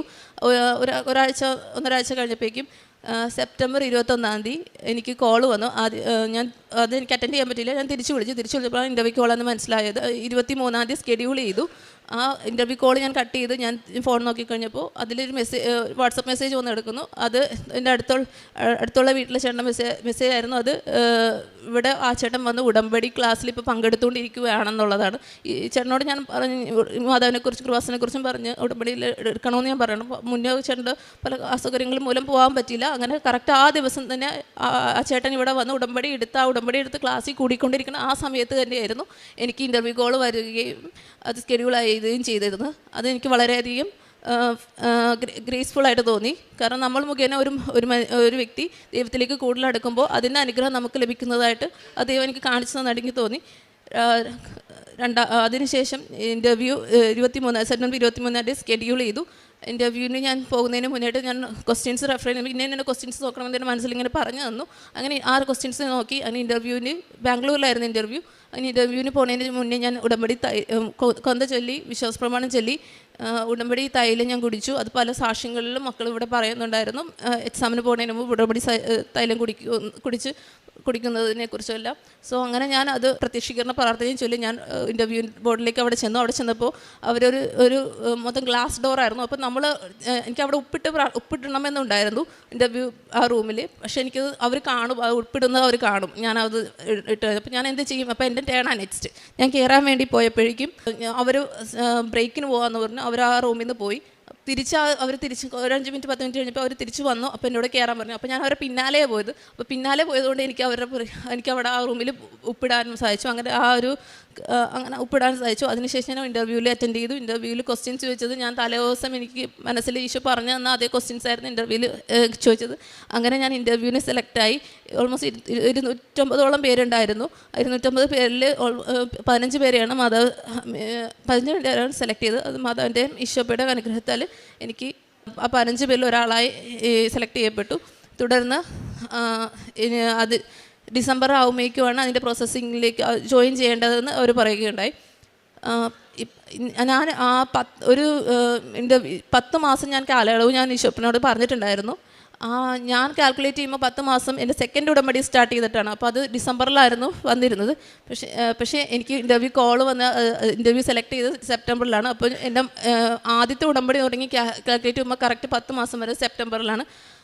പിന്നെ ആദ്യത്തെ ഉടമ്പടിയും ഈശോപ്പോൾ കണക്കിലെടുത്തിട്ടാണ് അത് സെപ്റ്റംബറിലായിട്ട് എനിക്ക് സ്കെഡ്യൂൾ ചെയ്ത് തന്നത്. അങ്ങനെ ഞാൻ ഡിസംബറിലായി. പിന്നെ കോളുകളൊന്നും അവരുടെ പ്രോസസ്സിങ്ങിലോ ഒന്നും സ്റ്റാർട്ടപ്പൊന്നും വന്നില്ല. ജാനായി, ഫെബ്രുവരി, മാർച്ചായി, ഒന്നും സ്കെഡ്യൂളിംഗ് ഒന്നും വന്നില്ല. അപ്പോൾ എല്ലാവരും പറഞ്ഞു ഇത് ചിലപ്പോൾ ഫേക്ക് ആയിരിക്കും, അല്ലെങ്കിൽ ഇനി മുന്നോട്ട് അങ്ങനെ ഡ്രോപ്പ് ഔട്ട് ചെയ്തിട്ടുണ്ടാവും അങ്ങനെയൊക്കെ പറഞ്ഞു. സോ ഞാൻ പക്ഷേ ഈശോയിലപ്പയിൽ ഞാൻ മാതാവിനെ വിശ്വസിച്ച് മുന്നോട്ട് പോയി. ദൈവം ഇതുവരെ എത്തിച്ചിട്ടുണ്ടെങ്കിൽ മുന്നോട്ട് പോകാനുള്ള വഴിയും മാതാവ് കണ്ടെത്തിയതിന് അതിൽ ഞാൻ വിശ്വസിച്ചു. അത് എനിക്ക് നൽകുമെന്നുള്ള രീതിയിൽ ഞാൻ വിശ്വസിച്ച് മുന്നോട്ട് പോയി. അങ്ങനെ ഒരിക്കലാണ് ഒരു അച്ഛൻ്റെ ടോക്ക് തന്ന് ഞാനോർത്ത് എന്തെങ്കിലും മാറ്റം ഇനിയും വരാനുണ്ട്, അതുകൊണ്ടാണ് എൻ്റെ ഇനിയും ഡിലേ വരുന്നത്. അപ്പോൾ ഞാൻ ഈ കറക്റ്റ് ആ സമയത്ത് ഒരു ടോക്ക് കേട്ടു. അതൊരു നോമ്പ് കാല സമയമായിരുന്നു. ഈ 40 ദിവസം നോമ്പ് നമ്മൾ പ്രാർത്ഥനയിലും ഉപവാസത്തിലും മുന്നോട്ട് കൊണ്ടുപോയ അങ്ങനെ നമ്മളുടെ കയ്യിൽ നമ്മളായിട്ട് തന്നെ മാറ്റണമെന്ന് മാത്രം ആഗ്രഹിച്ചാൽ പോരാ, അതിനുവേണ്ടി നമ്മൾ എഫേർട്ട് എടുക്കണമെന്നുള്ള രീതിയിലാണ് ആ അച്ഛൻ ആ ടോക്കിൽ പറഞ്ഞത്. അപ്പോൾ ഞാൻ അത് എന്നോട് പറയുന്നതായിട്ട് ഫീൽ ചെയ്തു. അങ്ങനെ ഞാൻ ആ ഉപവാസം 40 ദിവസം ഉപവാസം എടുത്തു. അതായത് ഫുഡ് കഴിക്കാതെ 6 മണിക്ക് ശേഷം ഫുഡ് കഴിക്കുന്ന രീതിയിലുള്ള ഉപവാസം എടുത്തു. അതിനൊപ്പം തന്നെ ഇവിടെ ഞാൻ സാക്ഷ്യങ്ങൾ കേട്ടു. മാതാവിൻ്റെ പ്രസൻസ് ഒത്തിരി പേര് പ്രസൻസ് ഫീൽ ചെയ്യുന്നത് സുഗന്ധാഭിഷേകം മൂലമെല്ലാം. അപ്പോൾ എനിക്ക് സുഗന്ധാഭിഷേകം ലഭിക്കണമെന്ന് എനിക്ക് ആഗ്രഹമുണ്ടായിരുന്നു. ഇവിടെ മക്കൾ ഓരോ ദിവസം 10 കൊന്ത ചെല്ലിയിട്ടുള്ള മകൾക്ക് സാക്ഷി ഞാൻ കേട്ടു, അവൾക്ക് സുഗന്ധാഭിഷേകം ലഭിച്ചത്. അപ്പോൾ ഞാനും ആദ്യം 7 കൊന്ത വെച്ച് ചെല്ലി, പിന്നീട് എനിക്ക് 10 കൊന്ത ചെല്ലാനുള്ള കൃപാവനം മാതാവിൻ്റെ സഹായത്തോടെ എനിക്ക് 10 കൊല്ലം ചെല്ലാൻ പറ്റി. അങ്ങനെ ഒരു 2 ആഴ്ച കഴിഞ്ഞപ്പോഴേക്കും എനിക്ക് സുഗന്ധാഭിഷേകം ലഭിക്കാൻ തുടങ്ങി. ഞാൻ വീട്ടിലിരുന്ന് കൊന്ത ചെല്ലുമ്പോൾ പോലും എനിക്ക് മാതാവിൻ്റെ മുല്ലപ്പൂവിൻ്റെ മണം എനിക്ക് ലഭിക്കാൻ തുടങ്ങി. അങ്ങനെ അങ്ങനെ ഞാൻ 40 ദിവസം നോമ്പ് ഞാൻ പൂർത്തീകരിച്ച് കഴിഞ്ഞപ്പോഴേക്കും ഇവിടെ അച്ഛൻ്റെ ധ്യാനത്തിൽ ഒരു നമ്പേഴ്സ് അച്ഛൻ ഇങ്ങനെ പറഞ്ഞു, 1556 126 എന്നുള്ള നമ്പർ ഇങ്ങനെ അച്ഛൻ പറഞ്ഞു. അപ്പം ഞാൻ ഈ ധ്യാനം കേട്ടത് ഇവിടെ അപ്ലോഡ് ചെയ്ത് 2 ദിവസം കഴിഞ്ഞിട്ട് ഞാൻ ആ ധ്യാനം കേട്ടത്. അപ്പം ഞാൻ ആ ധ്യാനം കേട്ടതിൻ്റെ പിറ്റേ ദിവസം തുടങ്ങി ഞാൻ കാൽക്കുലേറ്റ് ചെയ്തു ഇന്ന ദിവസം. അപ്പോൾ കാൽക്കുലേറ്റ് ചെയ്യുമ്പോൾ May 15th ആണോ ആ ദിവസമായിട്ട് വരുന്നത്. അപ്പോൾ ഞാൻ പറഞ്ഞു ആ May 15th അന്ന് മുന്നേ, ആ ദിവസത്തിന് മുന്നേ ആയിട്ട് എനിക്ക് എൻ്റെ വിസ എനിക്ക് കിട്ടണം. പക്ഷെ അവർ കോളോ കാര്യങ്ങളോ ഒന്നും ചെയ്തിട്ടില്ല. അങ്ങനെ 2 ആഴ്ച കഴിഞ്ഞപ്പോഴേക്കും എനിക്ക് അവിടെ നിന്നൊരു കോള് വന്നു. അതായത് ദുബായിൽ ഫ്ലഡ് ആയതുകൊണ്ടാണ് അവരുടെ പ്രോസസ്സിങ് കാര്യങ്ങളെല്ലാം ഡിലേ ചെയ്തത്. അപ്പോൾ അവർ പ്രോസസ്സിങ് സ്റ്റാർട്ട് ചെയ്യാൻ പോകാമെന്ന് പറഞ്ഞു. അങ്ങനെ അവർ പ്രോസസ്സിങ് സ്റ്റാർട്ട് ചെയ്തു. പക്ഷെ അപ്പോഴും മുന്നോട്ട് ഞാൻ ദിവസങ്ങൾ കഴിയുന്നതോറും ഞാൻ പറഞ്ഞ ഡേറ്റ് കഴിഞ്ഞ് പോകും, ഈവൻ വിസയൊക്കെ വന്ന് കഴിയണം. അപ്പോൾ ഞാൻ മാതാവിനോട് പറഞ്ഞു, അത് ഞാൻ പറഞ്ഞ ഡേറ്റ് May 15 അപ്പോൾ അതിന് മുന്നേ പിന്നെ പക്ഷേ വിസ വരാനുള്ള സമയം ഇനിയും എടുക്കുമല്ലോ എന്നുള്ള പറഞ്ഞു. അങ്ങനെ May 14 വൈകിട്ട് 7:30 ആയപ്പോൾ എനിക്ക് മെയിൽ വന്നു. അതെനിക്ക് വിസ വന്നതായിരുന്നു. അങ്ങനെ May 21 ഞാൻ ആ കമ്പനിയിൽ ജോയിൻ ചെയ്തു. അങ്ങനെ ഈശോപ്പയുടെ മാതാവിൻ്റെ മധ്യസ്ഥയാൽ ഈശോപ്പ വഴി എനിക്ക് ആ ജോലി ലഭിക്കുകയുണ്ടായി. പിന്നീട് തുടർന്ന് ഞങ്ങളുടെ കുടുംബത്തിൽ മറ്റു പല അനുഗ്രഹങ്ങളും മാതാവ് നൽകുകയുണ്ടായി. ഞങ്ങളുടെ കിണറ്റിലെ വേനൽക്കാലം ഞാൻ കിണർ വറ്റി പോകുകയൊക്കെ ചെയ്യുമായിരുന്നു. പക്ഷേ അവിടെ ഉപ്പിട്ട് പ്രാർത്ഥിച്ചതിൻ്റെ ഫലമായിട്ട് കിണറ്റിൽ പിറ്റേ ദിവസം തന്നെ ഈ വേനൽക്കാലമായിട്ട് പോലും അതിശക്തമായ മഴ ലഭിക്കുകയും കിണറ്റിൽ വെള്ളം നിറയുകയും പിന്നീട് ഒരിക്കലും ആ കിണർ വറ്റാൻ മാതാവ് ഇടവരുത്തിയിട്ടില്ല. വറ്റാറാകുമ്പോഴേക്കും മാതാവ് ഒന്നെങ്കിൽ മഴ ലഭിക്കും, അങ്ങനെ മറ്റെന്തെങ്കിലും ഓപ്ഷൻ നൽകി അത് മുന്നോട്ട് നിലനിർത്തി പോകാൻ മാതാവ് സഹായിച്ചു. ഇത്രയെല്ലാ അനുഗ്രഹങ്ങളും കൃപകളും നൽകിയ മാതാവ് വഴി അനുഗ്രഹം നൽകിയ ഈശോപ്പയ്ക്കും ഞാൻ 1000 നന്ദി അർപ്പിക്കുന്നു. പിന്നെ കാരുണ്യപ്രവർത്തനവും പ്രേക്ഷിത പ്രവർത്തനമായിട്ട് ഞാൻ ഓൾഡ് ഏജ് ഹോമിലേക്ക് പോകുമായിരുന്നു. എനിക്ക് ജോബില്ലെങ്കിൽ പോലും എനിക്ക് കിട്ടുന്ന എമൗണ്ട് വെച്ച് ഞാൻ അവർക്ക് ഫുഡ് കൊടുക്കുകയും അവരായിട്ട് സമയം സ്പെൻഡ് ചെയ്യുകയും പൊതിച്ചോറ് ഞാൻ പ്രിപ്പയർ ചെയ്യുകയും അത് ഞാൻ സ്കൂട്ടിയിൽ പോയി ഞാൻ പാവപ്പെട്ട ആൾക്കാർക്ക് ഞാൻ പൊതിച്ചോറ് കൊടുക്കുകയും അവർക്ക് കൃപാസനത്തെ മാതാവിനെക്കുറിച്ച് പറഞ്ഞു കൊടുക്കുകയും ഇവിടുത്തെ സാക്ഷ്യങ്ങൾ പറഞ്ഞു കൊടുക്കുകയും ചെയ്യുമായിരുന്നു. പ്രേക്ഷിത പ്രവർത്തനമായിട്ട് ഞാൻ ആദ്യം എനിക്ക് പത്രം കൊണ്ട് കൊടുക്കാനൊക്കെ ബുദ്ധിമുട്ടായിരുന്നു. പിന്നീട് മാതാവ് ആക്കി തന്നു. അതൊരു മീഡിയം ഓഫ് കമ്മ്യൂണിക്കേഷൻ. അതുവഴി അതെനിക്ക് മറ്റുള്ളവർക്ക് പറഞ്ഞു കൊടുക്കാനുള്ള ഒരു ദാഹം എനിക്കുണ്ടായി. ഹോസ്പിറ്റലുകളിലും ഓട്ടോ സ്റ്റാൻഡുകളിലും ഞാൻ ഹോസ്പിറ്റലിൽ ഓരോ വാർഡുകളും കയറി ഞാൻ രോഗികളെ കാണാനും അവർക്ക് പത്രം കൃപാസനയെക്കുറിച്ച് പറഞ്ഞു കൊടുക്കാനും എൻ്റെ സാക്ഷ്യം എൻ്റെ കുടുംബത്തിൽ നടന്ന മറ്റു അനുഗ്രഹങ്ങളുടെ കാര്യങ്ങളും അവരോട് പറഞ്ഞു കൊടുക്കാനും ഇവിടുത്തെ കുടുംബ സാക്ഷ്യങ്ങളും ഞാൻ അവർക്ക് പറഞ്ഞു കൊടുക്കാനും ശ്രമിച്ചു. അങ്ങനെ അവരിൽ വിശ്വാസം ഞാൻ വളർത്താൻ വേണ്ടി ഞാൻ മാതാവും ഇങ്ങനെ സഹായിച്ചു. കുർബാനയുടെ ഡെയിലി ഞാൻ അറ്റൻഡ് ചെയ്യാൻ തുടങ്ങുമ്പോഴാണ് എനിക്ക് ഈശോപ്പയെ വഴി കമ്മ്യൂണിക്കേറ്റ് ചെയ്യാൻ സാധിച്ചത്. അത് കുർബാന ദൈവം കമ്മ്യൂണിക്കേറ്റ് ചെയ്യുന്നത് ഒന്നെങ്കിൽ വായന രൂപമോ അല്ലെങ്കിൽ ഡയറക്റ്റ് നമ്മൾ സംസാരിക്കാൻ നമ്മളുടെ ഹൃദയത്തിൽ തന്നെ നമുക്ക് പറഞ്ഞു തരും. ഇന്ന പ്രോബ്ലം ഉണ്ടെങ്കിൽ അത് നീ ഇന്ന പോലെ ഇന്ന കാര്യം നിൻ്റെ സ്വഭാവത്തിലുണ്ടെങ്കിൽ അത് ഇന്ന പോലെ നീ മാറ്റാൻ ശ്രമിക്കുക എന്നുള്ളത് പറഞ്ഞു തരും. പിന്നെ ഞാൻ കുർബാനയിൽ ഞാൻ മുടക്കം വരുത്തുന്ന സമയങ്ങളിലാണ് ഞാൻ ഏറ്റവും കൂടുതൽ ഞാൻ പാപത്തിൽ ഞാൻ വീണ് പോകുന്നത്. കുർബാന ഞാൻ കൂടുന്ന കണ്ടിന്യൂസ് ഞാൻ ഡെയിലി ഞാൻ കുർബാന കൂടുമ്പോൾ എനിക്ക് ആ തെറ്റ് അത് പാപമാണ് എന്നുള്ള ബോധ്യം എനിക്ക് മനസ്സിലാക്കുകയും അതിൽ നിന്ന് പിന്തിരിയാനുള്ള ഒരു കൃപയും എനിക്ക് കുർബാനയിലൂടെ എനിക്ക് ലഭിക്കാറുണ്ട്. ഇത്രയെല്ലാം അനുഗ്രഹങ്ങൾ നൽകിയ ഈശോപ്പയ്ക്കും മാതാവിനും ഞാൻ 1000 നന്ദി അർപ്പിക്കുന്നു. അപ്പസ്തോല പ്രവർത്തനങ്ങൾ 1-ാം അധ്യായം 8-ാം തിരുവചനം. എന്നാൽ പരിശുദ്ധാത്മാവ് നിങ്ങളുടെ മേൽ വന്നു കഴിയുമ്പോൾ നിങ്ങൾ ശക്തി പ്രാപിക്കും. ജെറുസലേമിലും യൂദയ മുഴുവനിലും സമറിയായിലും ഭൂമിയുടെ അതിർത്തികൾ വരെയും നിങ്ങൾ എനിക്ക് സാക്ഷികളായിരിക്കുകയും ചെയ്യും. നീതു എന്ന ഈ സഹോദരി പരിശുദ്ധ അമ്മയുടെ മധ്യസ്ഥതയിൽ ലഭിച്ച എല്ലാ അനുഗ്രഹങ്ങൾക്കും നന്ദി പറഞ്ഞുകൊണ്ട് ജീവിത പങ്കാളിയോടും കുഞ്ഞിനോടുമൊപ്പം പ്രത്യക്ഷീകരണ സാക്ഷ്യം ഈ അൾത്താരയിൽ ഏറ്റുപറയുകയാണ്. നീതുവിൻ്റെ ജീവിതത്തിൽ ഈശോ ഇടപെട്ടിട്ടുള്ള ഒരുപാട് അത്ഭുതങ്ങളെക്കുറിച്ചും അനുഭവങ്ങളെക്കുറിച്ചും ഈ മകളിവിടെ സംസാരിക്കുകയായിരുന്നു. പരിശുദ്ധാത്മാവിൻ്റെ വലിയ കൃപയാണ് ഉടമ്പടിയെ മുന്നോട്ട് നയിക്കുന്നത് എന്നാണ് ഈ മകളുടെ സാക്ഷ്യത്തിൻ്റെ ആകെ ചുരുക്കത്തെക്കുറിച്ചും മകൾ പറയുന്നത്. നാം ഉടമ്പടി അടിസ്ഥാനപ്പെടുത്തി നോക്കുമ്പോൾ അതിലുണ്ടായിരിക്കേണ്ട എല്ലാ കണ്ടൻറ്റുകളും തന്നെ ഈ മകൾക്ക് പരിശുദ്ധ അമ്മയുടെ മാധ്യസ്ഥമായി ലഭിച്ചിട്ടുണ്ട്. ഉടമ്പടി കണ്ടൻറ്റുകളായ not by merit but by grace എന്നതിൽ ഈ മകൾക്ക് കൃത്യമായും മകളുടെ ദുബായിലേക്കുള്ള വിസ സാധ്യമാവുകയായിരുന്നു. അതുപോലെ തന്നെ ഈശോയും പരിശുദ്ധ അമ്മയുമായി കൃത്യമായി കമ്മ്യൂണിക്കേറ്റ് ചെയ്യാനുള്ള ഒരു വലിയ കൃപ ഈ മകൾക്ക് ലഭിച്ചു.